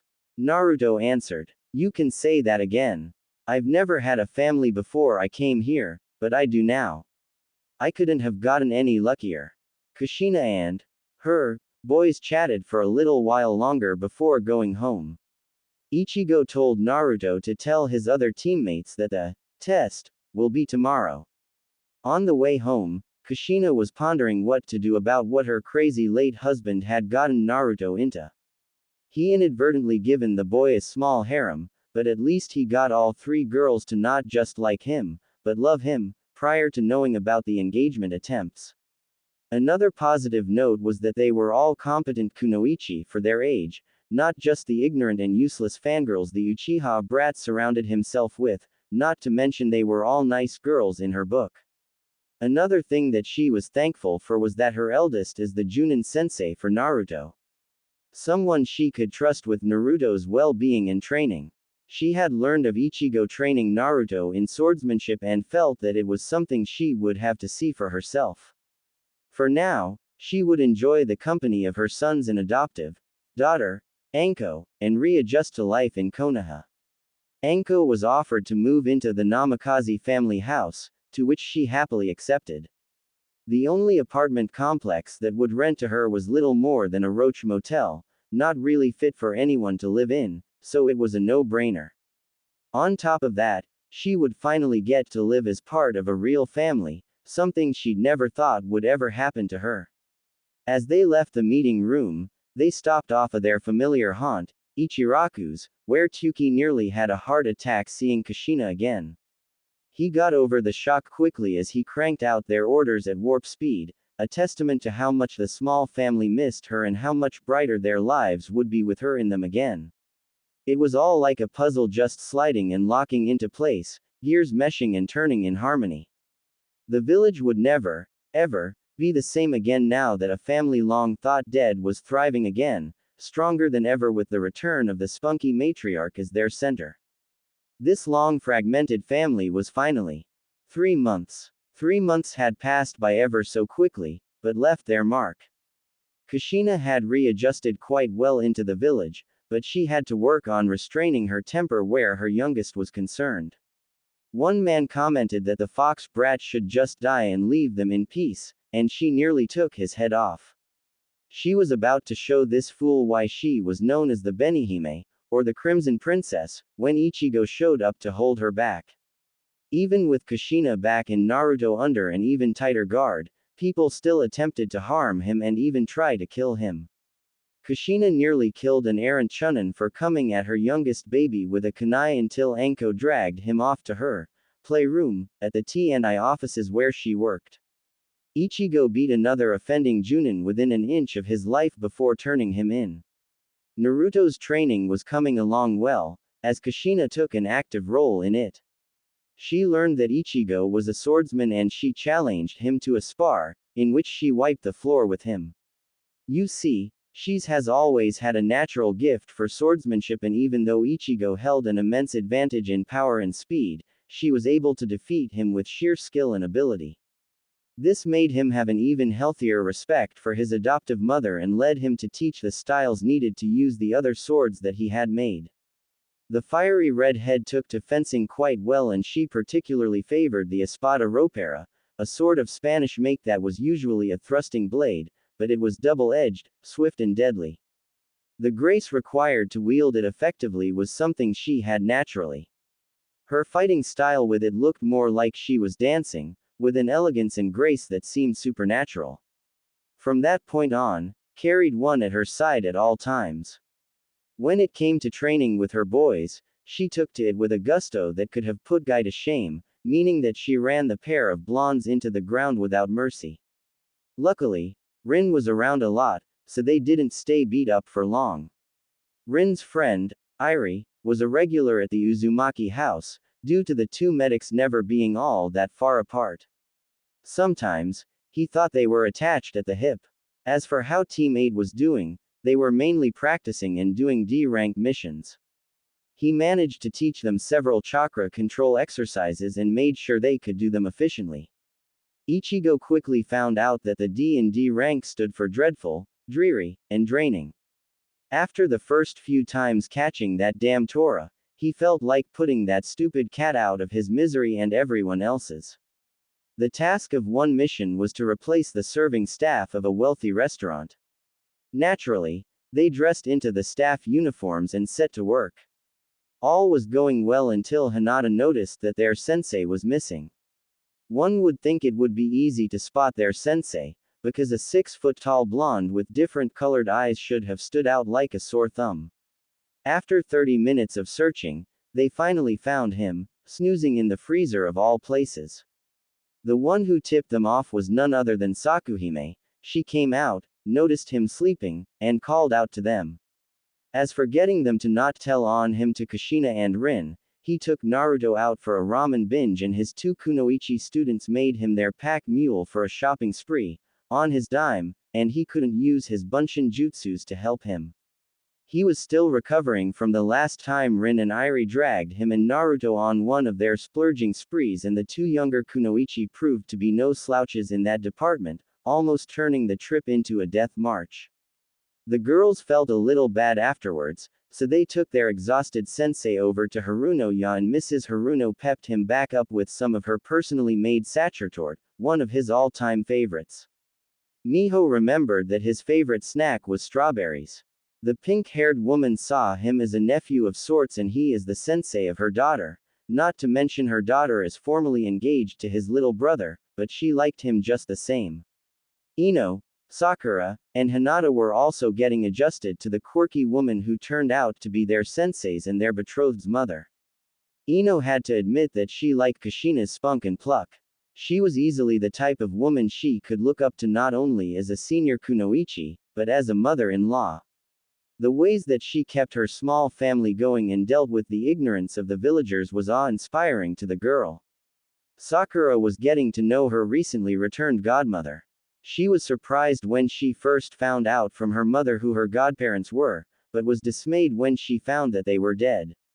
Now that Kushina was back in their lives, she wanted to get to know her possible future mother-in-law as well as possible. Hinata wasn't so sure about Kushina at first.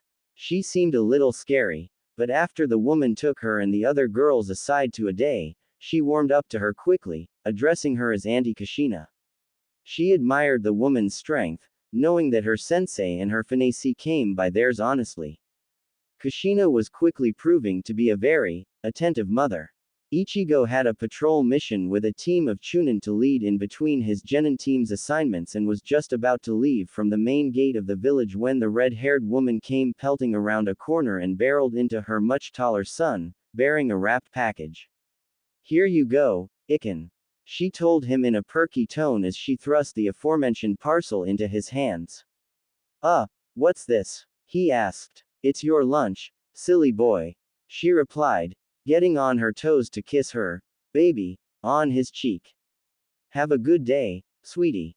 I love you," she called out to him as he and his team left the gates, failing miserably to hold in her laughter at his embarrassment.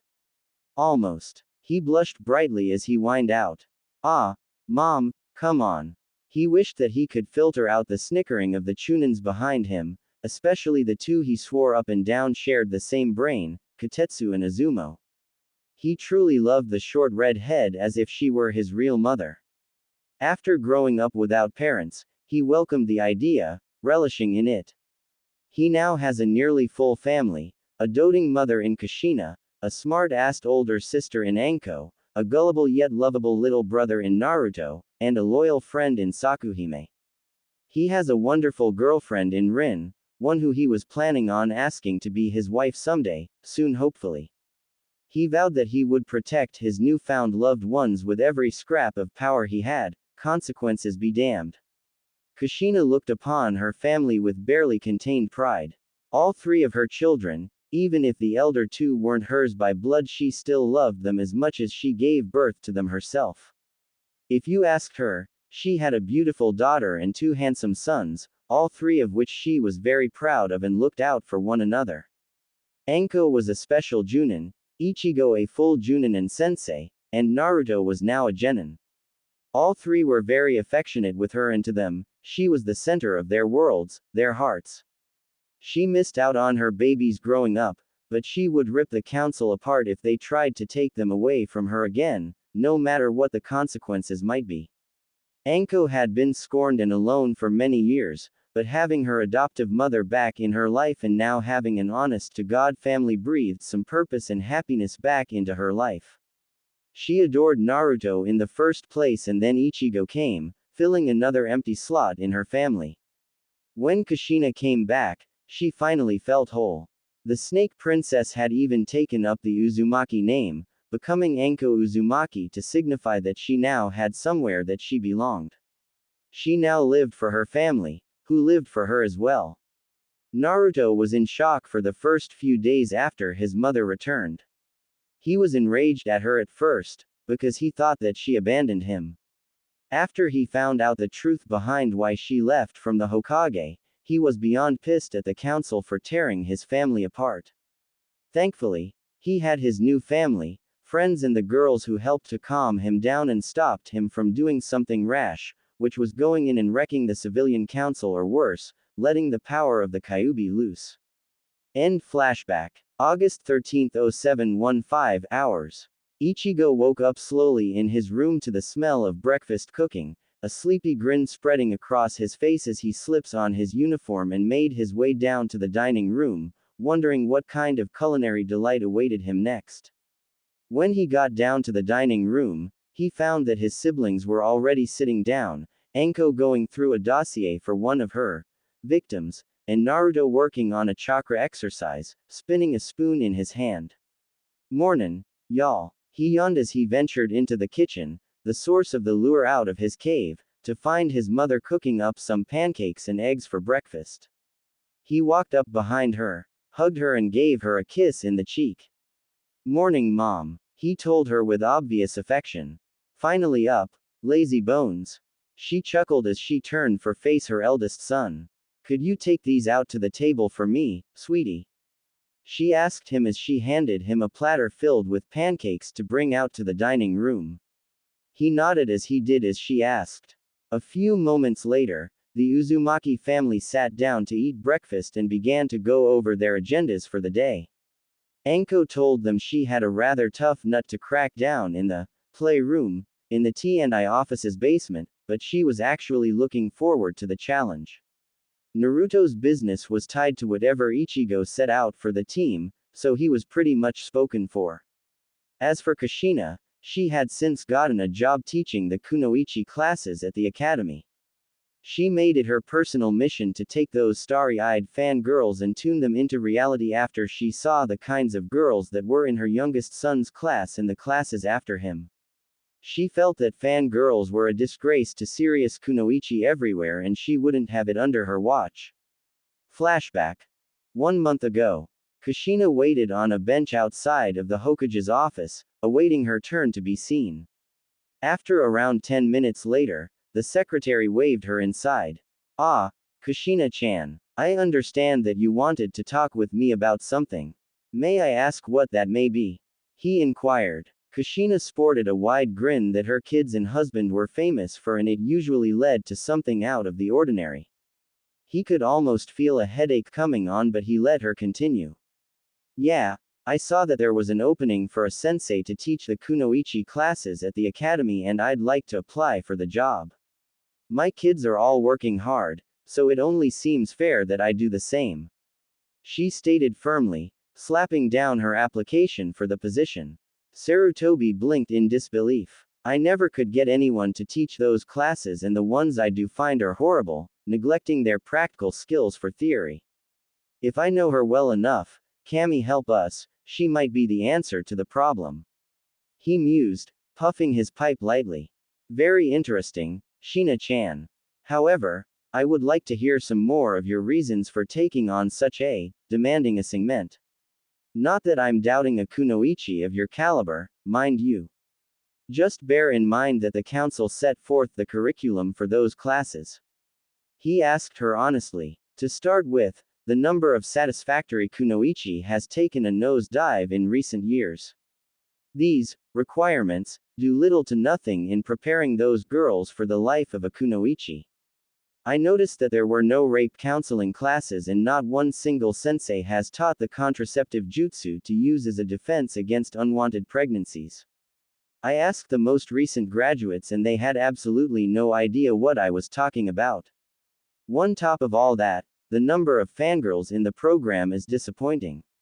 I thought that they would had been dissuaded or weeded out by their third year in. That is just downright disgraceful, old man. Kushina railed into him soundly, getting her point across. Sarutobi tried to defend the council's decisions, but remembering back to Naruto's situation, the defenses he mounted crumbled like so much dust. Yes, I see your point. If you would draw up a rough lesson plan for me to present to the council, you've got the job. He told her, to her delight. The next day, she and Sarutobi went before the council and presented the plan to both sides of the council. The shinobi side, especially Sume Inuzuka, wholeheartedly supported the new lesson plan that Kushina thought of. The Inuzuka head thought back to the kunoichi classes she went through when she was a young girl and nearly got the dry heaves. Those classes are so outdated that it's not even a joke anymore. They never taught anything worthwhile in them that a Junin kunoichi, their parents or friends couldn't teach them. She told the council as she told them of the first time she went into the field and was in complete shock to learn that her classes accounted for nothing beyond the village walls. Inoichi Yamanaka concurred with her, saying that he wished that they had snapped his daughter out of her fangirl phase much sooner. Ino's eye-opening experience nearly cost the girl her life, and Naruto was also almost killed due to it, as well. However, the civilian side of the council rejected the plan, saying that the current plan in place was just fine and no changes were needed. They had come up with that plan as a way to get some of their children into the ninja ranks much more easily, but it dragged down the quality to said ninja at the same time. Sarutobi wasn't ready to budge on the matter, as he knew that Kushina's plan would raise the quality of the kunoichi being trained at the academy and make them much stronger in the long run. The measure was put to a vote. Now, with how the numbers were on the opposing sides, they almost always ended in a tie, at least with the Uchiha gone. Now with the Uzumaki on the council, they got the lesson plan passed and would be put into effect upon the start of the next school season in 1 week. That week went by quickly, seeing her inside a classroom on the other side to the desk this time. One of the only other sensei she got along with was Iruka, due to the others snubbing her because of Naruto. Upon the first few minutes of class, the kunoichi hopefuls piled in and just began to treat her class as a chance to catch up on the latest gossip. Infuriated, her kind and patient facade gave way to the serious kunoichi that was feared far and wide as the Benihime no Konoha. Shut up, she roared as she sliced clean through her desk and actually gouging the ground before her. This got their attention very quickly, scaring the crap out of them and silencing them for the day. The next day, the girls all came back to class with a very healthy respect for the red-haired kunoichi. The first reason was because they learned that her son was none other than Ichigo Uzumaki, who taught the highest scoring class in the history of the academy. The second was due to the fact that their parents told their daughters who she really was, the Crimson Princess, the Red Death, not to mention the rest of her active family's monikers, Ichigo the Angel of Death and Anko the Snake Mistress. She further reinforced her lessons by having Anko and Kurenai drop by the class to show them what a proper kunoichi looks like and tell them what to expect outside the village walls. Kushina's plans met with resistance from the council, who believed that all that was being taught was meant to weed their children out. That was quickly stopped by Sarutobi, who simply regarded it as a shinobi matter and ruled that the classes would continue as planned without interference from the civilian council. Kushina further explained that she was trying to raise the quality of kunoichi that came out of the academy, as well as raising their chances of survival beyond the village walls. Flashback end. Classes were going well and she had no serious complaints, other than the other sensei giving her the cold shoulder except to make passes at her which Ichigo and Anko dealt with extreme prejudice. After breakfast was over, the clean-up was ridiculously easy. Kage Bunshin tended to do that and the whole family knew that jutsu and had the reserves to make the most use of it. Within moments, they were done and out the door, bound for their respective occupations.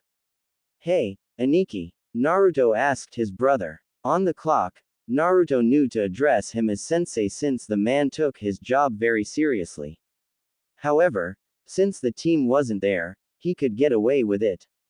Yeah, what's up? What are we doing today? Naruto asked, dreading another bout with D-rank missions. Ichigo didn't really have a solid plan for the day. He was just planning on doing a D rank or two, hold some training for a while and call it a day. Afterwards, he wanted to spend some time with Rin, maybe take her out to dinner. Well, we'll see what's up after we see what missions are available today. He replied. I heard that Team 7 got a C rank mission last week. I wonder when we can get one. Naruto wondered aloud. Maybe soon. I just want to make sure you and the girls are ready for some of the things that can happen out there. Naruto wasn't completely satisfied with that answer, but it would do for now. When it came to things like that, Ichigo was just as stubborn, if not more so, than himself. Besides, he trusted his brother's judgment to steer them right and keep them safe. They simply increased their pace on their way to Team 8's meeting spot. Training ground number 80830 hours. Sakura and Hinata had arrived a few moments prior to the designated meeting time and passed it by with simple conversation. Naruto's angels, as they had been referred to by the senseis, had grown quite close despite the fact that they were all fiancés of Naruto by chance, but his friends and loved ones by choice. Their banter was cut short when their sensei and Naruto both arrived at the field and the genin fell into ranks, awaiting the palm of the day. Alright, my little chickadees. We're gonna start things off with another mission, then some taijutsu training after lunch, and we'll see how we feel after that. He stated to his students. The three genin sighed at the thought of getting another D-rank mission. They all wanted to get a higher ranking mission and actually leave the village for once because it was getting boring for them. Hokage Tower. Mission Hall 0900 hours. Ichigo lead Team 8 into the mission hall and began to grumble as he reached for a D rank scroll. Suddenly, the Sandame called out to him. Uzumaki-san, if you would, I have a mission for your team already. He told them, holding a different scroll. As you know, Team 7 left on a C-rank mission to Wave Country on an escort mission. But this mission has gotten to be too much for them to handle alone, so I am going to have your team be their backup. You have 2 hours to make preparations and depart. You must make all haste to the client home, where they are currently recovering from a very harsh battle. Casualties? None, thankfully. Kakashi is wounded and is suffering from chakra exhaustion. Sasuke has some broken ribs, Kiba and Akamaru and banged up but okay, Shino has some minor injuries as well. The daughter of Tazuna, Tsunami, was a former nurse and has been able to render medical care. Now, please, go and save Team 7. Dismissed. As they marched out of the mission hall, the three genin were almost exploding with anticipation. Their first real mission and in a foreign land, too. They all calmed down as their sensei addressed them. Alright, go and inform your folks, pack the gear you'll need and meet me at the East Gate in 2 hours. Fall out, he ordered as they all left to prepare. Ichigo sighed. Their first mission beyond the village walls. I hope I can keep them safe. I don't even want to think about losing one of them. He told himself as he left to go tell Rin that their plans for the night would have to wait. Konoha Eastern Gate 11:30 hours. Team 8 had assembled at the east gate of the village and Ichigo had them go over their gear for one final check. The piece of gear that you forget could have been the one that saved your life. He instructed them. They wouldn't ever dream of doubting him, as he was a proven survival expert. After some tearful goodbyes from the parents, anyway, Team 8 commenced their mission immediately. Since they didn't have a client in tow like Team 7 did, they were able to make much better time and made to the docks where Team 7 had shoved off from in a day's time.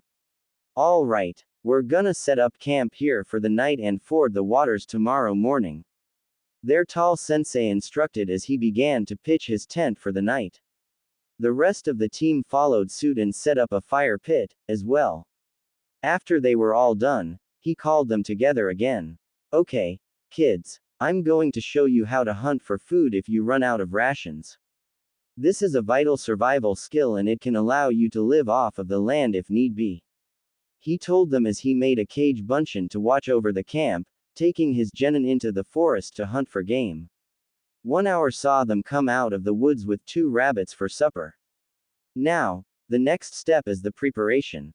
He instructed once again as he showed them how to skin and prep the meat for cooking. He also showed them how to spot the best parts of meat to pull and then how to cook it over a flame. The girls were understandably a little squeamish about the whole process, but got down to functions and learned what they could. After the meat was ready, the team dug into their meal, savoring the taste. When they were done, they discovered that there was still some meat left. Ichigo popped a small grin, as he found another thing to teach them, how to dry out the meat into jerky and make it last. This is another useful thing to learn to do, make jerky. It will dry out the meat and make it last longer, thus making your supplies stretch further. They make excellent and nutritious trail rations that can be eaten on the move. After he was done, he put the jerky into his pouch and stored it away. Okay team, we've got a busy day tomorrow, so let's all get some sleep. I'll take first watch, he told them as he bade them all good night. He moved into a tree whose branches spanned over their campsite and posted there. Sakuhime decided that it was a good time to come out and converse with her host. She could sense that something was bothering him, so she tried to help out. Ichigo-kun, what's the matter? Is something wrong? She inquired in her usual soft voice while she put her hand on his shoulder. Ichigo sighed deeply. I don't know. I just get the feeling that we're walking into a hornet's nest of trouble, that Kakashi left something out. I trust him, but I can't help but fear for the safety of the students that I've been entrusted with. He confided in his angelic friend and companion. Harem sighed but still had a smile for him. Whatever happens, I know you can handle it. I've been with you for too long to start doubting you now. I believe in you, she told him comfortingly as she faded away again. Thanks, Harem, he whispered as he got up to patrol around a bit. Down in the girls' tent, Hinata and Sakura were chatting until they fell asleep. Their main topic was their blonde teammate. The past 15 months have been a real whirlwind for them and saw many changes in their lives, one of the most important being the fire at the academy and the subsequent revelations about Naruto's true heritage, coupled with marriage arrangements. Ino, Sakura, and Hinata all believed that only one would get to marry Naruto in the end, but they had also bonded with each other very closely, almost like a sisterhood of sorts. They had vowed that they wouldn't let their goal to be with Naruto in the end wreck their friendship, but they really wondered if they could do it. They all loved him for their own reasons. This isn't to say that one's reasons are better than the others, as they all love Naruto very much, truly and honestly. The next morning, the team roused themselves and ate the jerky that their sensei had made the previous night for breakfast. It went down easy and seemed to get them going. After clearing away any remains of their campsite, Ichigo got his team moving across the water using the water walking technique. Once they made it across, he checked them over for any hints of chakra exhaustion and gave them quick shots of his own to bolster them before moving on. The team traveled on for another 6 hours until they made it to the client Tazuna's house before dusk. Ichigo was greeted at the door by Tazuna himself and ushered his team inside. He immediately began to assess the condition of Team 7 and it was actually worse than what was reported. Tazuna's daughter, Tsunami, had been administering medical care for the team and she had done a wonderful job. The ex-nurse went over the list of injuries with the second team's sensei, knowing that he was probably now in charge. Kakashi had multiple lacerations, broken right forearm, 4 cracked ribs and chakra exhaustion. The chakra exhaustion he could help with, but the injuries were beyond him. At least with his chakra levels back up to snuff, he'll heal quicker. He reasoned. Kiba and Akamaru looked worse for wear. Kiba also had multiple lacerations but they weren't as deep as Kakashi's, thankfully. He also had a broken arm, to boot. Akamaru's front right leg was broken and he had a few cuts that had been expertly bandaged. Shino was pretty badly hurt. He was conscious and was able to relate how he sustained his injuries. He had a mild case of poisoning from some of the weapons that their shinobi enemies wielded, some cuts and bruises and a broken ankle. His most serious condition was that over half of his Kikai colony had been wiped out in the attempt to purge to the poison, so he would be out of action for a while, as well. Sasuke had the least amount of physical injuries, suffering only from a few bruised ribs, sprained ankle, and mild chakra exhaustion. His real problem was that he was badly outclassed and his pride suffered a major blow. He had spent the past couple of days sulking around the house and ignoring everyone. Ichigo became tense, as his gut feeling about this mission was starting to come true, but he shoved the thought aside for the moment and got his team settled in. Hinata and Sakura both offered assistance to Tsunami as they had been taught some more advanced first aid by Rin and Irie, to which the overworked woman gladly accepted. Ichigo also lent a hand by cooking dinner for the night and had Naruto hunt for supper, bringing back a couple of rabbits and some fish from a nearby stream. After dinner, sleeping arrangements were worked out. Kakashi and Ichigo were bunked with Tazuna. The girls stayed with Tsunami and the boys stayed with her son, Inari. While getting ready for bed, Kakashi awoke and began to relate what happened to his team. We were escorting Tazunua-san here to his home when we were ambushed by at least 4 enemy nins. 3 were from Kiri, but 1 was from AIM, and he was waving around a Konoha national treasure. He was once a Konoha Chunin named Aoi Rokusho, who was passed over for Junin and decided to turn against the village, stealing the Raijin and several classified scrolls. Ichigo's eyes widened when he heard mention of the Raijin. When he was newly commissioned as a Junin, he made it a habit to study up on the history of the village and through that he learned who the Nadai Hokage was. Stealing the Raijin blade was a serious crime, not to mention giving away sursets to a hostile village. The strongest of the group was Zabuza Momochi, the demon of the mist and one of the 7 shinobi swordsmen. He nearly wiped out our team single-handedly, but we barely managed to drive them off. It was no small miracle that we survived at all. Tazuna managed to drag us here to his home to recover, and that's the end of that. Ichigo took it all in, but there were still some glaring holes in his story. What is the total enemy strength? What types of jutsu did they use? What weapons did they have? 2 Chunin level and 2 Junin level. Mainly Suiten jutsu. Aoi used an umbrella loaded with Senbon as well as the Raijin, but he didn't look like he was very skilled with it. The 2 Chunin used a chain-like weapon that was coated with a particularly nasty poison, as well as gauntlets that were coated with more of the same. Zabuza is the biggest threat.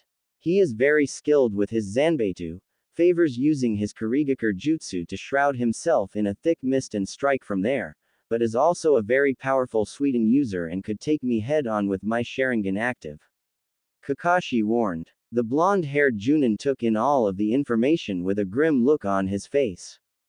Just great. Walked right into a shitstorm. I know that I can handle Zabuza, but my team.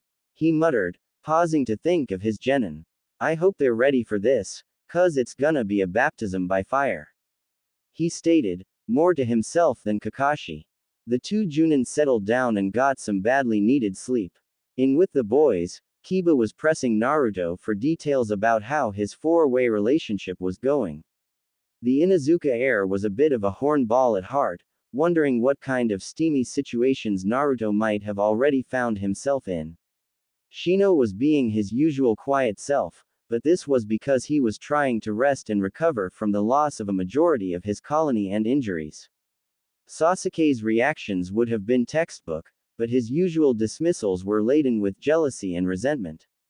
He felt that he should have gotten a powerful teacher and be learning powerful jutsu, on top of having a personal harem of his own. More than once, he had tried to make passes at the 3 fiancés of Naruto only to go down in flames. After what he pulled over a year ago, they wanted nothing to do with him and were disgusted by his mere presence. The brooding Uchiha slyly vowed to take everything that Naruto had for himself and have everyone bow to him as he felt they should. While he was at it, he also wanted to take away his family. He found Kushina to be quite attractive and powerful, making her the perfect candidate to bear an Uchiha child. His brother Ichigo's sword and jutsu were other things that he was deluded enough to believe that he deserved. So far, however, All of his attempts to get what he wanted were shot down, as they fell under the jurisdiction of the Shinobi Council, not his puppet civilian council. Just you wait, Dobi. I'll have everything that you cherish and you'll grovel at my feet. He thought darkly as he glared at Naruto with intense hatred. Timeskip. 1 week. Team 8 took over the duties of Team 7 while they let their wounds heal. This included guarding Tazuna at the bridge, guarding the house and playing bodyguard when they went into town. Ichigo couldn't follow them into town unless he was under a henge, due to his unusual eyes. They made him stand out too much. Ichigo also took over training when Kiba and Sasuke were feeling better and able to get around. He took his team and the others out to a clearing in the nearby forest. Okay, today I'll show you all a chakra control exercise to help you get more efficient use of your stores and build them up at the same time. Kiba listened intently to what he had to say. He remembered the classes that Ichigo taught in the academy and that he made learning fun and easy. He really envied Naruto for having a brother like him. He liked his sister Hana well enough, but there was just that appeal of having an older male to look up to that Kiba liked. Sasuke was barely even listening to the lesson. All he really wanted was power and he wanted it now. He despised Ichigo from the first time he saw him and that first day of class with him as the sensei. He felt that Ichigo insulted him by not giving in to him and actually fighting back. The beatdown that he received still picked away at his pride, along with Naruto's rapid improvement and nearly taking Rookie of the Year away from him. His angry gaze shifted from Ichigo to Naruto. Things never went his way when HE was involved. First, he lost his popularity in the academy, with many of his fangirls turning to Naruto instead. Next, was the improvement. Then came his mother coming back and his family gained more influence on the Shinobi Council and made allies of the other ninja clans. He was snapped out of his mental rantings when Ichigo got his attention. Yo, eyes front, the towering strawberry blonde commanded. After getting his attention, he continued on. Now the exercise in question is the tree climbing technique. He told them with a grin. Sasuke scoffed. Climb trees. Even a moron like you and the Dobi can do that. He sneered. Ichigo bristled at the moron comment, but smirked to himself. He walked over to a nearby tree and walked up the tree and onto a limb like he was walking down the street. I didn't say with you hands, did I? He retorted. Kiba was gobsmacked. That was freaking cool. I wanna try that, he shouted in excitement. Sasuke was stewing with anger. Nobody showed him up. Not even the senseis. He ran at the tree he used and made it up a couple of steps before plummeting down to the ground in an ungraceful heap, getting some laughs from the rest of the genin and a chuckle from Ichigo. Easy there, Tiger. I haven't shown you what to do yet. He told the two Team 7 members as he explained the mechanics behind the technique. After he showed them how he set them to work, Sasuke stopped to notice that his own team wasn't doing the exercise. Hey loser. You and your little whores can't handle the exercise. He jeered at Team 8. Sakura and Hinata were getting ready to go and kick the crap out of him, but surprisingly enough, Naruto held them back. Easy there, girls. That dumbass isn't worth the effort. He soothed their tempers as he turned back to Sasuke. The reason why we aren't doing this is because Sensei taught this to us already. He countered the smug Uchiha coolly. With a nod from their sensei, they demonstrated the fact that they knew it already and were quite good at it, making the Uchiha seethe with rage and embarrassment. Kiba let out an impressed whistle before walking over to where Team 8 was. Hey, do you have any tips for this? He asked them awkwardly. Naruto grinned and he and the girls coached him through the exercise. Little by little, he got the hang of it and after 2 hours, he finally got it down pat. His teammate, however, was having some problems. Due to his anger, he couldn't focus his chakra properly and he continued to fail over and over again. Hinata and Sakura tried to offer some advice, but he snarled at them, called them worthless losers, and continued his series of failures. After another hour, Ichigo took his team to a nearby stream to practice their water walking while sparring at the same time. Sasuke came over to Kiba and asked for what they told him. After Kiba told him, he began to master it at a rapid pace and completed the exercise. He was about to walk off after Team 8, but Kiba spoke up. Hey, Ichigo-sensei told us to keep working on this for the day. Sasuke sneered at his teammate. I already completed this waste of time trick. This won't make me stronger. I need jutsu to get more power. That Baka-sensei has that power and he will give it to me. He yelled as he tore off after Team 8. He found Team 8 at the stream, training on top of the water. How did they do that? Why does everyone else have something that I don't? He thought venomously until he saw the large blade that Ichigo always had strapped to his back plunged into the ground a few yards away from him. Sasuke gave a dark grin as he made his way over to the scared blade. The owner was otherwise occupied, performing an intricate kenjutsu and taijutsu kata on the water's surface with the smaller blade he always had on him. Sakuhime felt his presence and sought to warn her host. Ichigo-kun. Someone is trying to steal the Ensi Celesti. She warned him. Ichigo smirked. Let him try it. Remember that it won't anyone but me pick it up. Besides, I think I know who it is. That Uchiha brat. He never could take no for an answer. He replied. He silently called his team over to observe this as well. They watched as Sasuke thought he was being sneaky and touched the handle of the sword and tried to lift it, only to find that it wouldn't budge. After 5 minutes of futile pulling and swearing, he's so angry that he launched a fireball at the blade, hoping to destroy it or damage it somehow. The end result was that the fireball parted around the blade, as if it shielded itself from harm. He then tried to use kunai on it only to have them break on the first swing. His only result was that he was now out of weapons and completely exhausted. He trudged over to the team and gave them a scathing glare. What is it, Uchiha-kun? Do you require something of me? The blonde sensei inquired cheekily. Sasuke gave him a glare with all the ki he could muster, which was pretty pathetic, trying to intimidate him. Give me that blade. I want it now, he demanded loudly. Ichigo couldn't help but egg him on a little more. Or else what, Sasuke-chan? The boy now wore a cruel grin. I'll go to the council and have them make you give it to me, along with all of your jutsu and family possessions. Then, I'll take the Dobi's wenches for my own personal harem. After that, I'll take your dear mother, and make her writhe beneath me as she helps bring about the next generation of the Uchiha. He shouted as he began to laugh maniacally. Ichigo's mirth came to a violent, screeching halt upon hearing that. He knew that it was an empty threat, but just having the gall to say was bad enough to spur him into action. Before he could even move to put the arrogant little bastard in his place, his team was already in motion and thoroughly kicking the shit out of the Uchiha heir. Naruto was the most angry of them all. You son of a bitch. I'll never let you even breathe near my mother or the girls. I'll kill you first. He roared as he rained blows down on Sasuke. Ichigo noticed wisps of red starting to emerge from Naruto as his rage climbed higher and higher, alarming him greatly as well as Sakuhime. That chakra. It's the Kyubis. We need to stop him. The seraph cried as she began to use her powers to suppress the demon's power. After a few minutes, she managed to suppress it completely, but Naruto fell slack when the demonic energy left him so suddenly.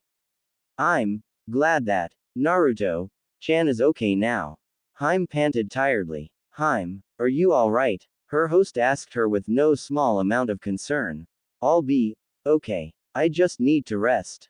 Ichigo-kun. She reassured her longtime friend and partner as she let herself regain her strength. Meanwhile, Hinata and Sakura rushed over to where Naruto fell, forgetting all about the red aura that flared to life moments before. Their only concern was the blonde boy they both cared for so much. Hinata used her Byakugan to scan for any abnormalities in his system. To her relief, there were none. Sakura bandaged up his knuckles and loaded him onto her own back to carry back to Tazuna's place. Ichigo watched his genin with pride as they relied on one another and showed true teamwork. He looked over to where the Uchiha lay and scowled. He was sorely tempted to just leave him there, but made a Mizu Bunshin to drag him back while he himself reholstered his Zanbeitu on his back and had his team return to Tazuna's place.